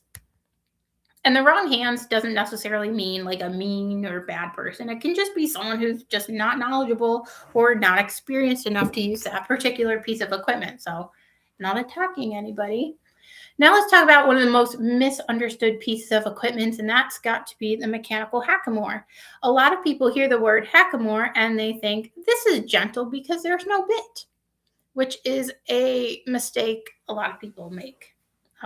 Just because there's no bit doesn't mean it, can't cause pain.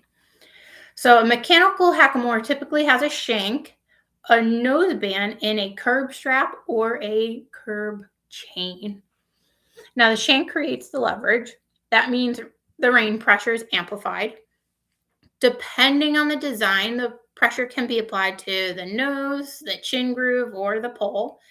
That is why some mechanical hackamores can be extremely severe. Even in like a competent person's hands, very easy to be too harsh with these.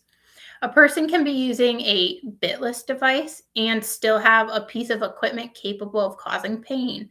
The absence of a mouthpiece does not automatically make something mild. This brings up a common argument. The nose is stronger than the mouth. I've heard that before. Like, so many people, whenever I show them that I ride my horse without a bit, they're like, well, the nose is stronger than the mouth. I'm like, is it? Oh. This is often used to defend bitless riding, but the reality, of course, it's more nuanced than that. The horse's nose does contain sensitive structures. The nasal bones are thin, like I said, especially when compared to the rest of the bones in the horse's face. The area of the nose where the pressure applies definitely matters.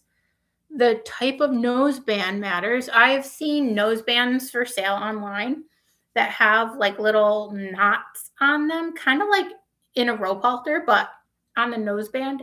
I'm like, that's just a little too much for me. I don't know. Maybe there's someone, the right rider could use that, but I think selling that to the general public, I'm like, I don't think that's a great idea. I've even seen nosebands that have little bits of, it looks like some kind of metal underneath, like tiny little teeth, and that's gross. Where was that? I think that was some website where I was like researching horse slaughter, and I came across that, and I like did a whole rabbit hole. That was bad. I had trouble sleeping for a couple nights after that. So the noseband matters. The amount of force used matters. A soft Y noseband is going to distribute pressure over a larger area much more equally than a thin noseband. Just because there's not a bit doesn't mean it's not going to be harsh.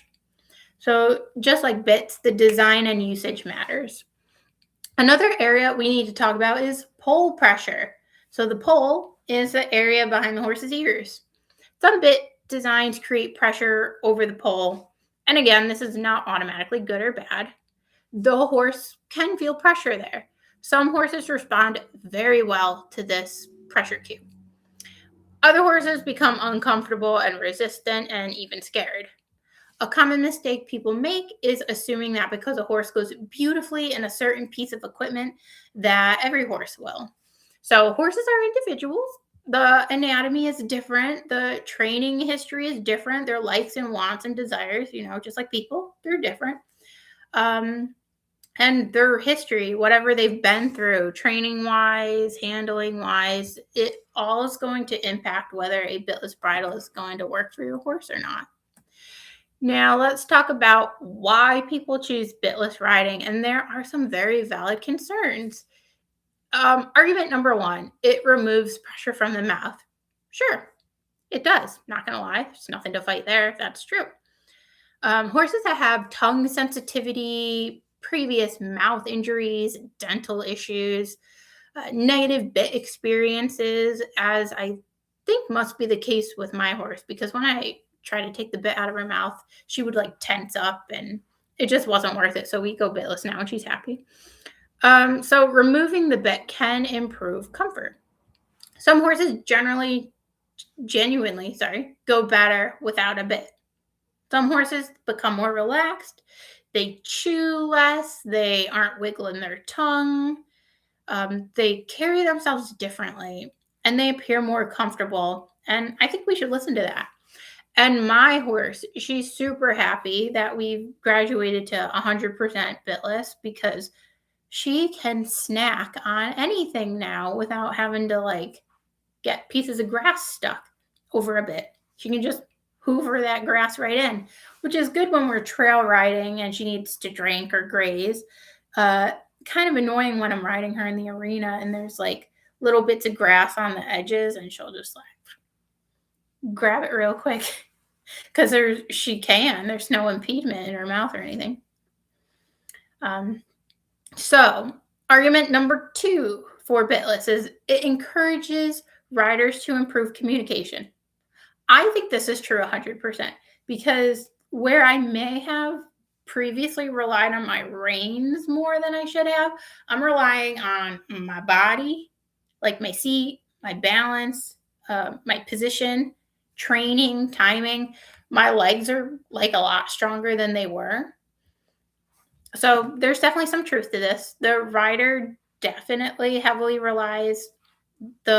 who relies heavily on reins will get a nice lesson if the bit is taken away because the reins aren't going to communicate as effectively.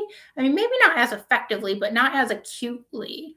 Like feeling a signal in your mouth, you're gonna probably listen to that before the feeling like on your nose. Most horses, I'm guessing. So if you're someone who uses their hands a lot when they're riding, I think if you took that bit away, you'd have to sharpen up your other cues like I've done. Like my seat, I can literally, it's so weird. You can't even see, but I'll like shift my weight from one seat bone to the other. And that tells my horse that we're about to turn and she'll start like getting ready to turn. It's crazy. Whereas horses that I've ridden in the past, I don't think they were that aware of that signal. I don't know. Just a horse and rider combination thing too. Obviously, how I ride is different than how somebody else rides, and somebody else could maybe even be more subtle than me riding my horse, and my horse might even like that better. Who knows? So it's not exclusive to riding, sharpening your other cues. You should be using your seat and leg first and foremost, and your rein aids are kind of like a backup and a reinforcement to what you're asking your horse to do. So not necessarily just for people who ride bitless. A rider can have a beautiful communication with a bit as without. Another argument for bitless riding is that some horses show a clear preference. True. Facts. Definitely. I think this is very important. Individual horses matter. Some horses actively resist a bit. They avoid being bridled. They toss their heads. They're constantly chewing at their bit or chomping away, and they become tense. And when switched to a different system, like a bitless bridle, they improve a lot of them. And this is very valuable information. However, we also have to ask, why was the horse resisting? Was it the bit to begin with? Was it the fit? Does the horse have a dental issue? Was it trained properly? Is there some other physical issue maybe going on? The behavior tells us something is wrong. It doesn't always tell us what the problem is. Can you imagine how cool that would be if horses could literally tell us what was going on? It would be so much easier. I would have saved my vet a lot of headache. Now, let's be fair and discuss the criticisms because bitless is not automatically perfect. Argument number one against bitless bridles is that people assume bitless means ethical automatically. This is probably the biggest problem. A person can say, I ride bitless, therefore I'm kinder and better than you. That's not necessarily true, right? Because a rider can cause pain with a bit, a bitless bridle, a saddle, a whip. Fun story. I have seen someone ride bitless at not the barn I'm at now, but previous barn. And they thought that because they were riding bitless, that they were like this ethical person, which I was like, oh, good on them. But they had a crop and they weren't like using it the way you're supposed to. She literally like turned around and like whacked her horse in the butt with it. It's like, oh my God, what? Like I thought you were doing bitless because you thought it was like nicer to the horse, but you just like whacked your horse with the crop. To be fair, she did it one time, but I don't think that's right. I don't believe in hitting your horse like that unless it's like a life and death situation. Like let's say your horse is backing up and they're gonna back off over a cliff. And the only thing keeping your horse from backing off over a cliff is if you whack them real good once in the butt. Sure. But it was not that kind of situation. So doesn't necessarily mean you're kinder. And like I said, a rider can cause pain with other pieces of equipment like a saddle, whip, spurs, their own body position, you name it. The equipment doesn't determine the ethics by itself. Has an influence, but doesn't determine it. Some bitless equipment can be severe. This is especially true with leverage-based designs. A mechanical hackamore with long shanks and a tight curb can create considerable pressure on the horse. Some riders are unaware because they associate the word bitless with softness, but physics does not change because something has no mouthpiece. Leverage is still leverage. Pressure is still pressure. So now we've reached the biggest question in this entire debate. If both systems can be used kindly and both systems can be used harshly, then how do we decide which one is more ethical? Is there actually a winner? Or is the real answer that we just need to stop judging equipment and start judging welfare? That's where we're headed next. Little drink break. Okay, so now we're finally getting to the question everybody wants answered. Which is better, bit or bitless?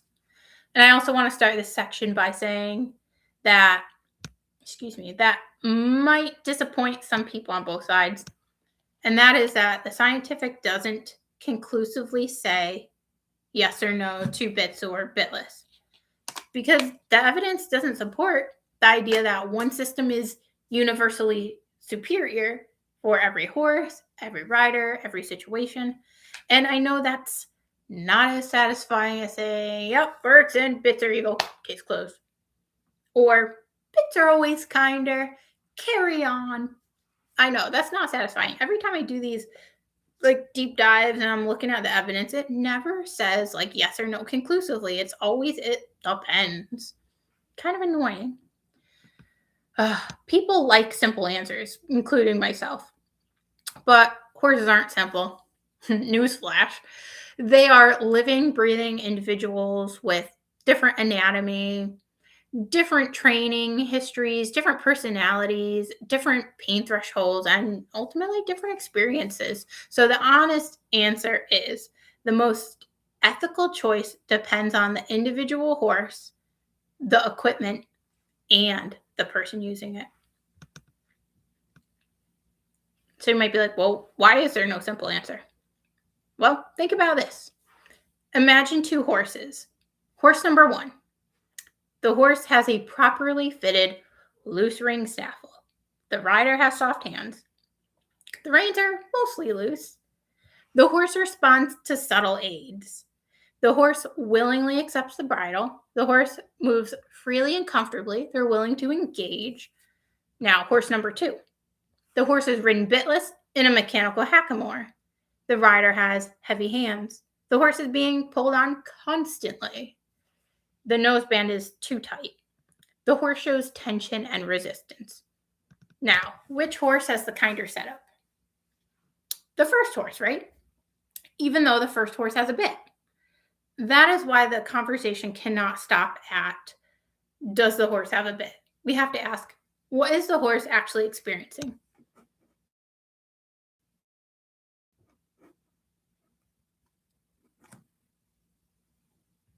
Let's see, I don't believe that. Either I hate it when people do that because horses are far more nerve-wracking than people. Yes, good point about someone hitting their horse. Horses can feel things so acutely. They're really such sensitive animals. I mean, think about it. Horses can feel a fly land on them, and they can like just move that little bit of muscle to get that fly to fly away. They're extremely sensitive. I don't know if people think because they have hooves that they have like really thick hide or something, or that they don't have as many nerve endings, or because historically horses have been animals that are primed for abuse. But yeah, I always have to say something too. It's really uncomfortable, especially when I have liked this person and shared good conversation with them in the past, even about ethics, believe it or not. I talked to this individual about like treating horses kindly, and then they just like whack, like, and the horse literally jumped. I was like stunned at first. Talked to them about it later, and they said their horse was being naughty and refusing to go forward. It's like, mm, I think, I could be wrong, but I think she was bringing this horse into an area that the horse just wasn't used to yet. She did a lot of trail riding, and normally, if you trail ride a horse, you're supposed to, like hand walk them and show them the new area first, if possible. Not always possible, but in this case, definitely. And that, to my knowledge, had not been done. So no, so I'm like, that might be why your horse didn't want to go forward. And smacking your horse in the butt when they're in an environment they are uncomfortable in is gonna associate, like the horse is gonna make the connection between the new scary environment that they didn't want to be in to begin with getting smacked on the butt. That's what I think. Moving on. Sorry, I get sidetracked quite a lot. I'm very passionate about this. One thing that sometimes gets lost in these discussions is that horses are individuals. We have horses that hate having their ears handled. They don't like their mouth being touched. They dislike certain nose pressure. They have a dental history, so anything near their mouth is like no, no. Or they have past trauma, physical limitations, you name it. A piece of equipment that works beautifully for one horse may not work for another. For example, a horse with a very sensitive tongue or previous oral injury may benefit by removing the bit. And a horse that becomes anxious with nose pressure may actually prefer a properly fitted bit, as was the case with a couple horses at my barn when the poor horse, they were switched from bit to bitless, and they were like, oh, we do not like nose pressure. Found that out real quick. So she switched them right back to their bits, and they were happy. So the horse's response matters. One argument you frequently hear is that horses did not evolve with bits, therefore bits are unnatural and unethical. And this is an interesting argument because it brings up a bigger question. Does natural always equal better? Does it? I mean, we've probably all seen National Geographic's Animal Planet. We see the things that go on that are natural that I'm like, eating your babies, real nice, real nice. The horse also did not evolve to have saddles, shoes, stalls, blankets, vaccines, trailers, veterinary medicine, all things that are unnatural but very beneficial to the horse. The fact that something is not natural doesn't automatically make it harmful. The question is whether humans are using that thing, that unnatural thing, in a way that improves or harms the horse's welfare. A blanket can protect a horse. A blanket can also cause overheating. A saddle can distribute your weight on the horse's back. It can also cause pain if it's poorly fitted. So the same principle applies to bits and bitless equipment. Another argument is if a horse can be ridden without a bit, why use one at all? That's a fair question. And for some horses, bitless works extremely well. Some horses perform happily in bitless equipment. Some riders prefer it, some disciplines even allow it. But the existence of an alternative doesn't automatically prove the original option is unethical. For example, a horse can survive without shoes, right? But does that mean every horse wearing shoes is suffering or being harmed? No. So the question is, what does the individual horse need? Because there's a difference between equality and equity. Like, if we said shoes for every horse, that would undoubtedly be to the detriment of some horses. But if we said no shoes for anybody, they're awful. Again, that would be to the detriment of some horses, undoubtedly. So individual horses' needs definitely need to be taken into account when making decisions on the horse's behalf. Now let's discuss one argument made by people who support bits. They say bits are necessary because it gives the riders more control. And there is some truth there. A bit can provide clearer communication in certain circumstances. For example, high-level competition, precision movements, think hunter jumper dressage, that kind of thing. Emergency situations, horses that require very specific cues. We also need to be careful. The idea that more control equals better welfare, not always. Not always true. And a tool that gives a rider more control can also give the rider more ability to cause harm. Control is only ethical when it is paired with responsibility. One of the biggest factors in this debate is something we have not talked about at all yet. Well, not really, but we're about to, and that is training, because equipment often becomes a substitute for training. A horse that rushes, ignores the aids, spooks, leans, pulls, that might not automatically be an equipment problem. They may have a training problem. And that is where I think both sides can agree. We can come together and say training matters, definitely. That the best equipment in the world cannot replace good training.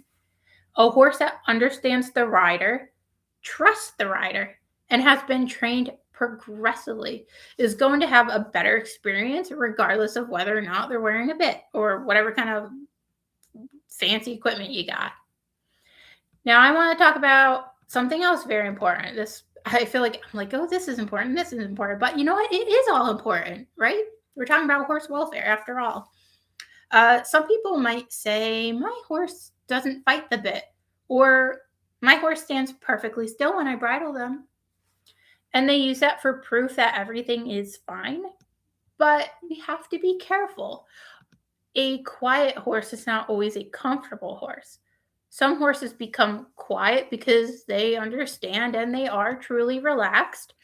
Some horses become quiet because they've learned that they cannot change the situation.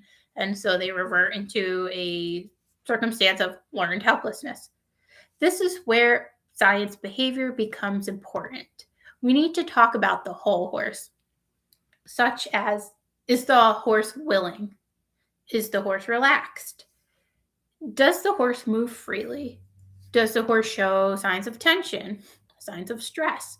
Does the horse recover quickly from pressure? The absence of obvious resistance is not the same thing as proof of happiness. Many horses go along to get along. I think the horse world sometimes struggles because people go to extremes. One extreme is all bits are bad, and then another extreme says bitless riders don't know what they're doing. They're all terrible riders. Neither statement is helpful. The truth is There are riders using bits who are incredibly ethical. There are riders who use bits who are not. They're anything but. There are riders using bitless equipment who are incredibly ethical, and there are riders using bitless equipment who are terrible. They're not great riders, and they're not too kind to their horses. The equipment alone doesn't tell the entire story. Another interesting part of this discussion is competition.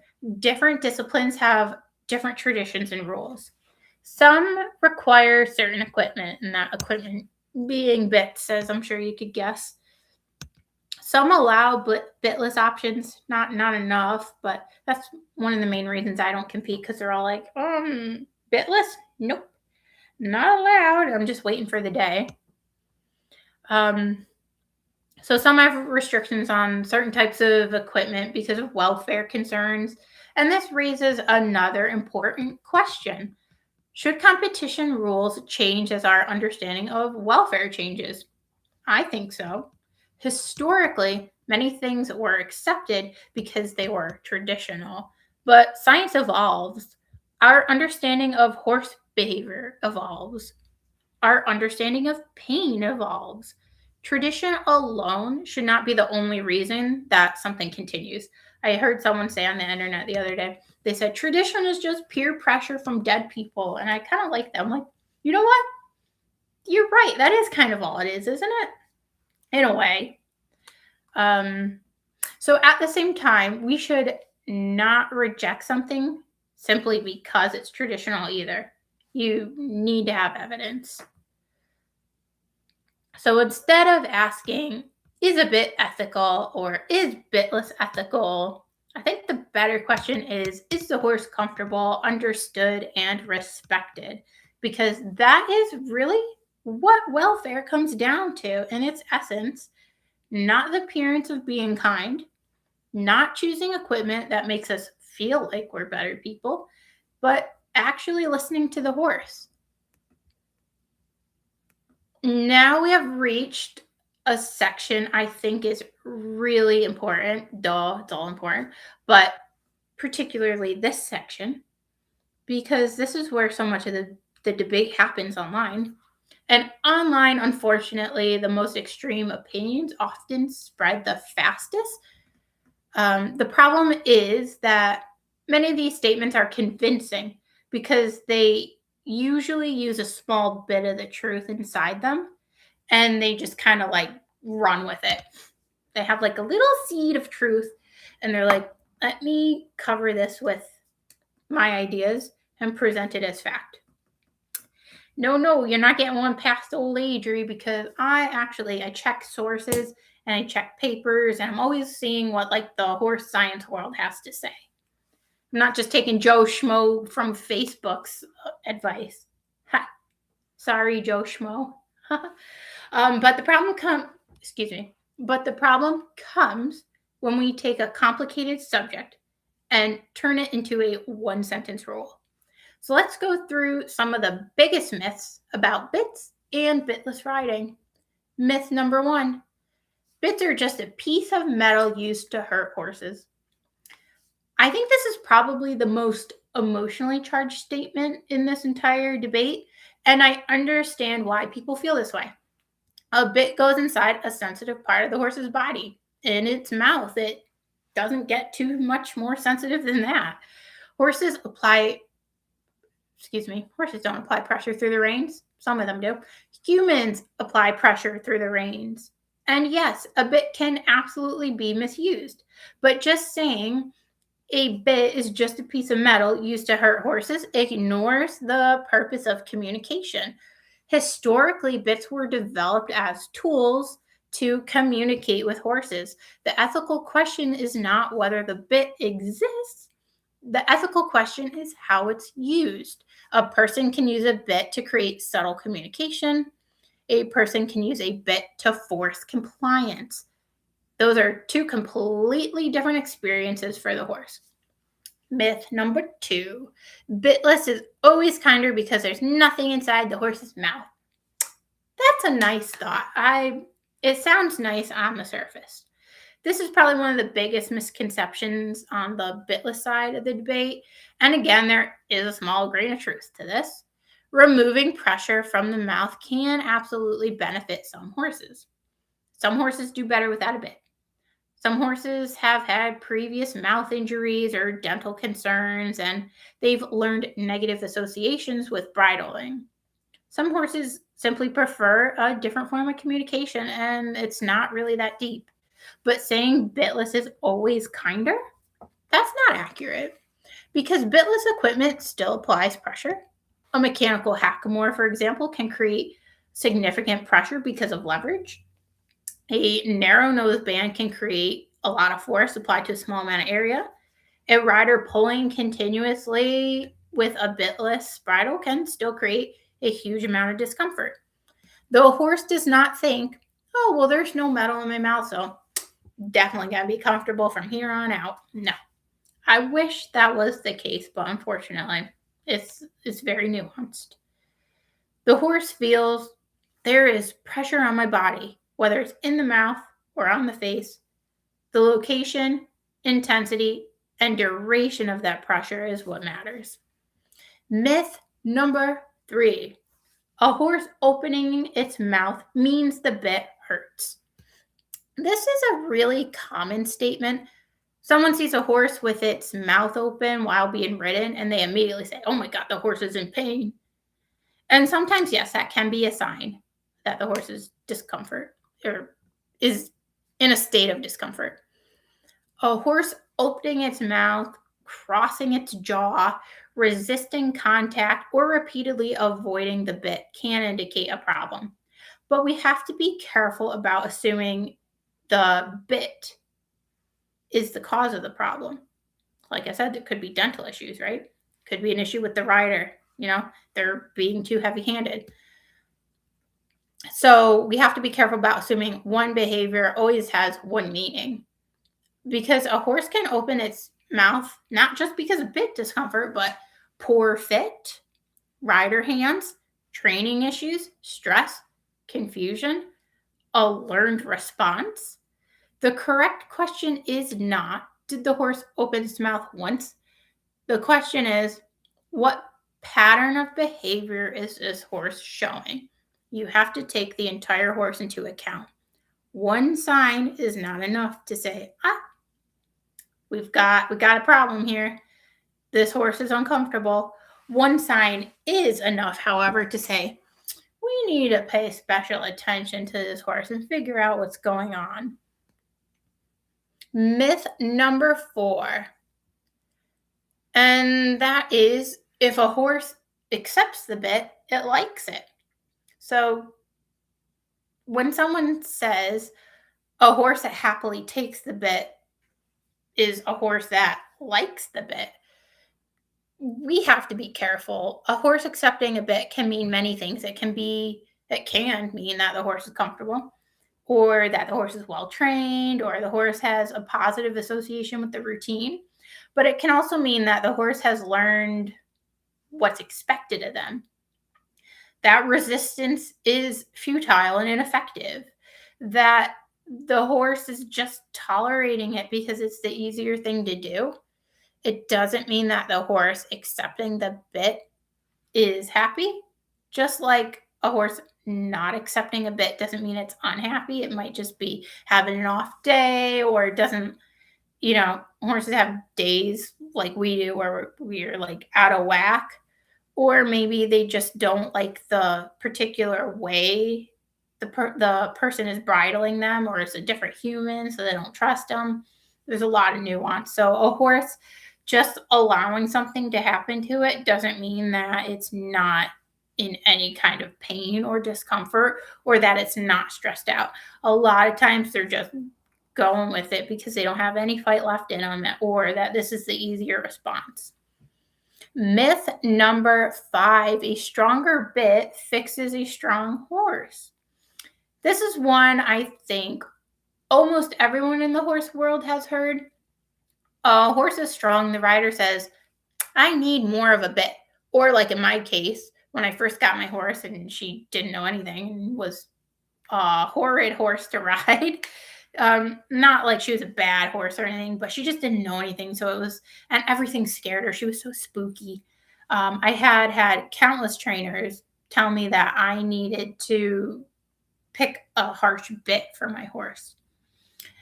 And the real question, I think, should have been, why is my horse so strong? Is she unbalanced? Are they nervous? Are they excited? Are they in pain? Are they confused? Avoiding contact, lacking training, all of the above. A stronger bit may create a temporary change because it's increasing the pressure, but pressure does not teach, not solely. And horses may stop because they're uncomfortable. This is not the same thing as a horse understanding what we want. Myth number 6. Good riders don't need bits. This statement is very popular in some circles. The idea is that if you're a good enough rider, you should be able to ride without a bit. And while there are certainly incredible riders out there who ride bitless, this statement is creating another false standard. A skilled rider may choose bitless. A skilled rider may also choose a bit. The ability of a rider is not determined by whether there is metal in the horse's mouth. A truly skilled rider should be able to communicate clearly, recognize discomfort, adjust equipment appropriately, prioritize the horse's welfare. That's what really matters. Myth number 7. The harsher the equipment looks, the more abusive it is. Now, this is a tricky one because sometimes appearance does give us clues. Like I was saying earlier, a bit that had literal barbs on it. Yeah, that's a harsh bit. But that's not a broad statement for everything. You can't say if it looks harsh, it is harsh. Just like you can't say it looks mild, so it must be mild. A very thin, twisted wire bit or extreme leverage setup deserves questions, but we cannot always judge by appearance alone. A piece of equipment that looks intimidating may be used with extremely subtle aids. I think a good example of equipment looking harsh, but it isn't, is when I first saw mullen bits, so like bits that aren't jointed, and I saw how thick some of them are. I was like, oh my gosh, putting something that thick in your horse's mouth, crazy. And then I ended up getting a mullen bit because I found out that these are actually less harsh because there's more surface area in the horse's mouth that they're coming into contact with. So the pressure that the horse is feeling is dispersed and less forceful or less severe. So just because it looks a little scary, a thin bit, someone who's inexperienced with horses might be like, oh, well, thinner. So just little, it's better. But that's going to apply way more pressure to the horse's mouth because all the pressure is being concentrated into a smaller area. So we can't always judge by appearance. A piece of equipment that looks intimidating may be used with extremely subtle aids. A simple piece of equipment may be used harshly. Again, the tool matters, but the hands, they matter more. Myth number 8, horses would never choose to be ridden. So this argument comes up a lot in the welfare discussions. Some people argue a horse has never asked to be ridden, so riding is therefore unethical. This is a much larger philosophical conversation. But when we discuss riding specifically, the important question becomes, can riding be done in a way that provides positive welfare? Research into equine welfare has shown that horses can have good welfare while participating in human activities when their physical, behavioral, and emotional needs are met. However, humans have a responsibility. The fact that horses cannot verbally consent means we have to be even more careful when we're listening to their communication. So, what would an ethical rider look like? After talking about all these myths, you're probably thinking, how do you know if you're being ethical or not? We've already discussed that it's really on the rider. So, how do you know if you are an ethical rider? Well, an ethical rider learns the horse's anatomy. They understand equipment mechanics. An ethical rider chooses appropriate tack. They check the fit regularly. Horses aren't the same shape and size their entire life. Indeed, even in a season, the shape of a horse's back as it builds or loses muscle changes. So, an ethical rider is always checking tack fit. They're developing good timing so that they're releasing right when the horse is performing the correct behavior, when they're doing what we want, release the pressure. And when you do need to apply pressure, you're applying the smallest amount needed to get the horse to do the behavior. An ethical rider notices behavioral changes. They investigate pain instead of blaming the horse. It's very easy to just blame the horse, and a lot of times it's a medical issue, or maybe it's you. And an ethical rider adjusts when something isn't working. An ethical rider is willing to say, maybe my equipment isn't right. Maybe my training needs improvement. Maybe my horse is trying to tell me something. The humility that you have as a rider, I think that's one of the most important qualities a horse person can have. Admitting you don't know the answers, or that you need help, or that you could be the problem. Honestly, I've had to have many an uncomfortable conversation with myself. So after looking at all this, where do I land? Where do I stand? I do not believe every bit is cruel. I do not believe that every bitless setup is automatically kinder. I believe both systems are tools, and tools are only as ethical as the person using them. A well-fitted bit used with educated hands can be humane. A poorly fitted bit used with harsh hands can be a cause of suffering. A well-designed bitless bridle used correctly can be awesome and humane. A poorly designed, improperly used bitless bridle can cause suffering. So the horse does not experience our labels like, oh, this is a mild bit, or oh, the rider told me this is a severe bit. Like, the horse doesn't care what it's called. The horse cares what the pressure feels like, if they're getting a release mechanism. They care about their comfort. They care about if they can trust the rider, or if the rider is causing, a cause of fear in them. This is what we need to focus on. So if someone asks, are bits ethical? My answer would be sometimes. If someone asks, are bitless better? My answer would be they can be.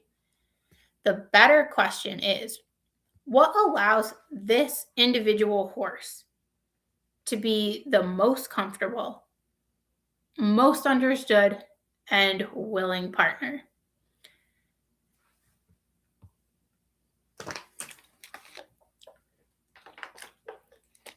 So we've gone through the history of bits, the anatomy of the horse's mouth, how bits work, how bitless equipment works, the research, the arguments on both sides, the common myths. So now the question is, how do we actually make the best decision for our horses? Because at the end of the day, most people watching this, they're probably not professional researchers. They're horse owners. I'm also not a professional researcher. I'm a horse owner who likes to conduct their own little side quests because I love learning, and I just care about horse welfare deeply, especially seeing how frequently they're abused. It really bothers me. But yeah, everybody watching today's video or watching it at later dates, we're not researchers. We're horse owners. We're riders, horse lovers, people who just want to do right by their animal. So let's talk about what we can actually do. Step 1, stop asking what is the kindest equipment. You are the kindest equipment, honestly. Good rider equals good experience for horse. Basically, that's what that comes down to. It's not the equipment, it's how the equipment's being used. Paying attention to your horse if they're showing you that they're uncomfortable instead of pushing them through something. You know, taking your horse seriously, giving them the benefit of the doubt, being patient with them. So look at your whole horse. Ask yourself, how does my horse react when I bring out the bridle? Do they willingly put their head down? Do they avoid being caught? Do they resist bridling? Do they seem relaxed once the equipment is on? How do they move? Are they tense? Are they free and forward? Are they trying to avoid the contact? Are there changes in behavior from the start of the ride to the end of the ride? Because sometimes horses communicate discomfort in ways we don't immediately recognize. So some signs your horse may be comfortable with their current setup. Basically just being willing, not giving you any issues with what you're doing. Engaging, enjoying. Some horses truly do engage with the whole tacking up process. Like my horse, when I put her bridle on her, she literally will like put her head down to help me. And then if she's ever like has her head a little too high and I'm trying to tighten her cheek piece, she'll lower her head so I can tighten it. Pretty smart if you ask me. Basically a horse that's just seems happy. They're coming up to you in the pasture. My horse literally sees my car. She's a smart girl. She can recognize my car. It's yellow. Horses can see yellow really well, so that probably helps too. She'll literally run up from her 10-acre pasture to the gate and wait for me. And when we're done with our ride, she'll like hang out by the gate and she'll just like literally stay there until I drive away. And eventually she moves off.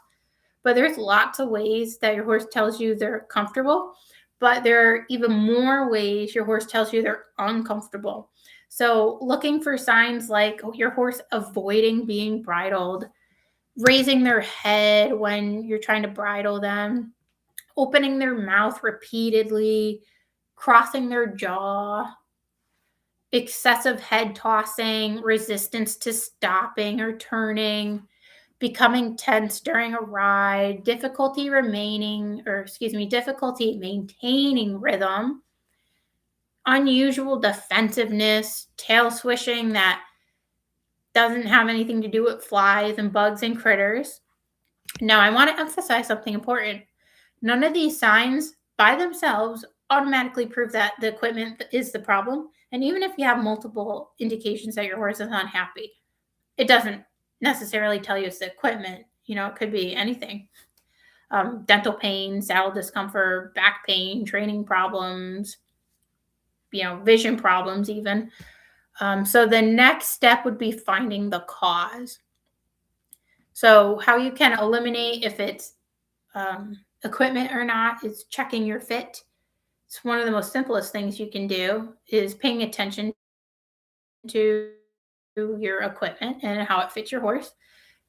So with bits, you want to consider, is it the correct size? Some horses need a 5-inch, some need a 5.5, some need bigger, some need smaller than that.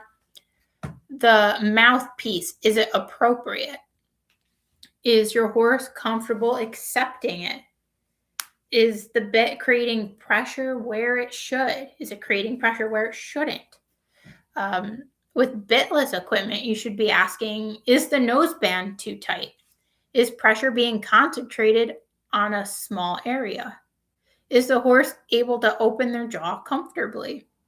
Is the leverage appropriate for the horse and the rider? A piece of equipment that is too severe or poorly fitted can create problems, regardless of whether it's labeled gentle. I would also develop your riding skills. I think this is one of the biggest takeaways from this entire discussion. The most ethical upgrade most riders can make is not buying new equipment. It's improving your skills as a rider. So developing independent hands, better timing, better balance, better feel, better understanding of your horse's behavior, because the rider is the communication system. A horse with a knowledgeable rider can often be comfortable in many different setups. A horse with a rider who lacks feel may struggle regardless of the equipment. Another thing you can do to be a more ethical rider is not ignore pain. If your horse suddenly becomes resistant to the bridle or doesn't seem to be enjoying being ridden, you can check for things like dental issues, ulcers, back pain, lameness, muscle soreness, saddle problems. And if you have to enlist a veterinarian to help you determine that, do so. And unless you're a veterinarian, you couldn't definitively say yes or no to any of those things anyway. So, unfortunately, you do have to spend a bit of money to get to the bottom of it a lot of times.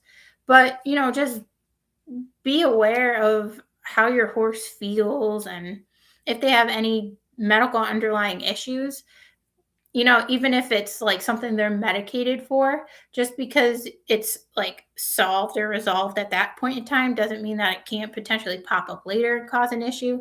Like if your horse had laminitis at one point and you thought everything was a-okay, they're doing great, but then later on your horse is like not moving forward and you're like, well, it can't be laminitis because that's resolved. No, the horse issues return and reoccur. So just make sure that your horse is being listened to when they communicate with you.